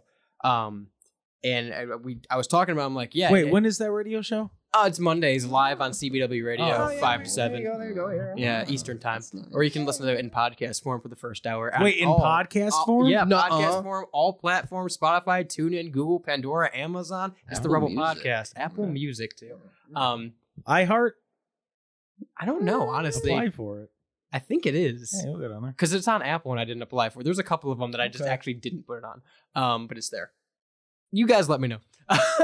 Yeah. But no, Evan was asking me about how you came on the show. Mhm. And I was explaining it to him, like, it was kind of just this thing that kind of happened because we needed a fourth person. And it worked out very well. And I liked how it flowed. And you showed that you wanted to put the effort into actually come in and practice things and go over what to do and what not to do and took an interest in it. And nothing, and I thought about this the other day too, because I was listening to the last episode of this that came out. And no, I'm sorry, I was listening to the last conspiracy we did, and I texted you after that you were just on it. Like, you were flowing throughout all of it, and you really just fucking took the reins on it. And it just makes me so fucking happy that I can listen to that and just hear you go. And it's like that you actually went to school for this or have been doing it for years. That you can just take a topic and segue and, hey, we got to hit this break here. We got to hit this point here. And we're going to go in and out and just have that chemistry. Whereas to, like, you can look at your first culturally relevant show and it's just, hey, I have to have all this written out and we have to redo this and I have to have music and just that growth. It's I don't know. It's just something about it just makes me happy. I can attest to that in the same vein, but like flip it where like I remember doing this I remember pretty much like a much watered down version of this in Parma, but it was the podcast, and then we got on radio, and then we did the live show, and it's just been growing, and now there's a table in this room, and that was the real game changer. It's the executive table. There's like TVs what in we here needed. now, and there's a table. But I remember when it was like we were just playing video games in this room and like watching, like Dark Side of the Ring in this room. It's like I see that, and maybe that's why it works so well, and why but like I see that same thing in you, and I see, like it's mutual in that aspect of like there's that growth, and I think that's probably why we both are like here enjoying doing this still. It's because it's like, yeah, we're getting pretty damn good at this shit, like we know what we're doing. We're getting a good rhythm. And like, I don't know, just shit like that like isn't necessarily really anything huge, but just like seeing the progress or like seeing something come up or just the interest even for something to come up where it's like Evan hitting me up out of the blue and saying, hey, what would you think if I want to do another show about this that's completely different from the Pigeonhole? Like, I think that's fucking awesome, and that you have the idea that you wanted to do this. I love it, absolutely. Like, I want to hear more about this. Yeah. Let's fucking go. Or just even fucking just hearing you that you got rehired with iHeart, I was so fucking happy. Right. Because like, and you know how I was on air when I heard about these cuts, and there are a handful of people that I was just actually fucking mad. Yeah. Because I'm like, these... And a good 2 or 3 of them, I'm sitting there and I told you something. This is the heart and soul of this station. Like, this is wrong. You can tell this is a corporate thing. Like, this is fucked up because these are people who actually do their job and boost your sales and boost your ratings. Right. And they are doing this for you, and they're doing a fantastic fucking job at it. And you are going to see when they leave, and this isn't here. Right. Yeah. I don't know, just that feeling, I guess. Yeah. What a nice segue from this group therapy session. Yeah. Nice fucking segue. That's how broadcasting works, right? Yeah. You don't fucking talk to people, and then you put microphones on, and it ends up being a group therapy session. Yeah, there you go. I was gonna say, like, There you go. that was part of the reason why I wanted to do a show like this so bad, where it's, and I know we've talked about it a couple times on this show of why we did this show, but it's like, I know that you had this in you. I know that you had these I would see you guys off of the air, and I'd be like, I get it. There's more. He said the name of the show. Yeah. End it. But like, I knew that like there's more here to this person. There's more here to this person, and it's like if you catch them at fucking 1:30 at night on a Monday night, you might be able to get some of that, even if it's for an hour or two, talking about whatever, talking about ghosts to lost media to. You get a glimpse of that. You see a little bit of it, and that's why I wanted to do this show. It's because you see the man behind the mic. right. But what about George Costanza? I just think if we were to recast George Costanza in any other show, it would probably be Full House. Mm-hmm. Yeah, I think he'd fit right in. I think That's Danny Tanner. Jason Alexander. No, I think he's his own character. I want George to be like the creepy I need neighbor Uncle that George. stops by. Yeah, I need Uncle George. Uncle George. Now, this is replaces off Joey. air. Yeah, I need Uncle George that's like, going through Stephanie's room when no one's home and like Get a good look, Costanza. Yeah. But then in reality, it's like he just dropped his glasses and Yeah. he couldn't find where they were. And he's like, "No, I promise, I was looking. Jerry, I was looking for my glasses, He was putting I promise. clothes away. He was putting They were in the. clothes I don't away. know why they were in the penny drawer, Jerry. I swear." Glasses fell off. Opened up the Penty wrong drawer, and he's digging. And Danny walks in. What are you doing? This is the point of the show where you guys are gonna listen back at the end of the month and realize that I cut immediately after Ghost Stories to hear, and all of like the sentimental stuff. All right, is good gone. night. That's funny. But that's off air.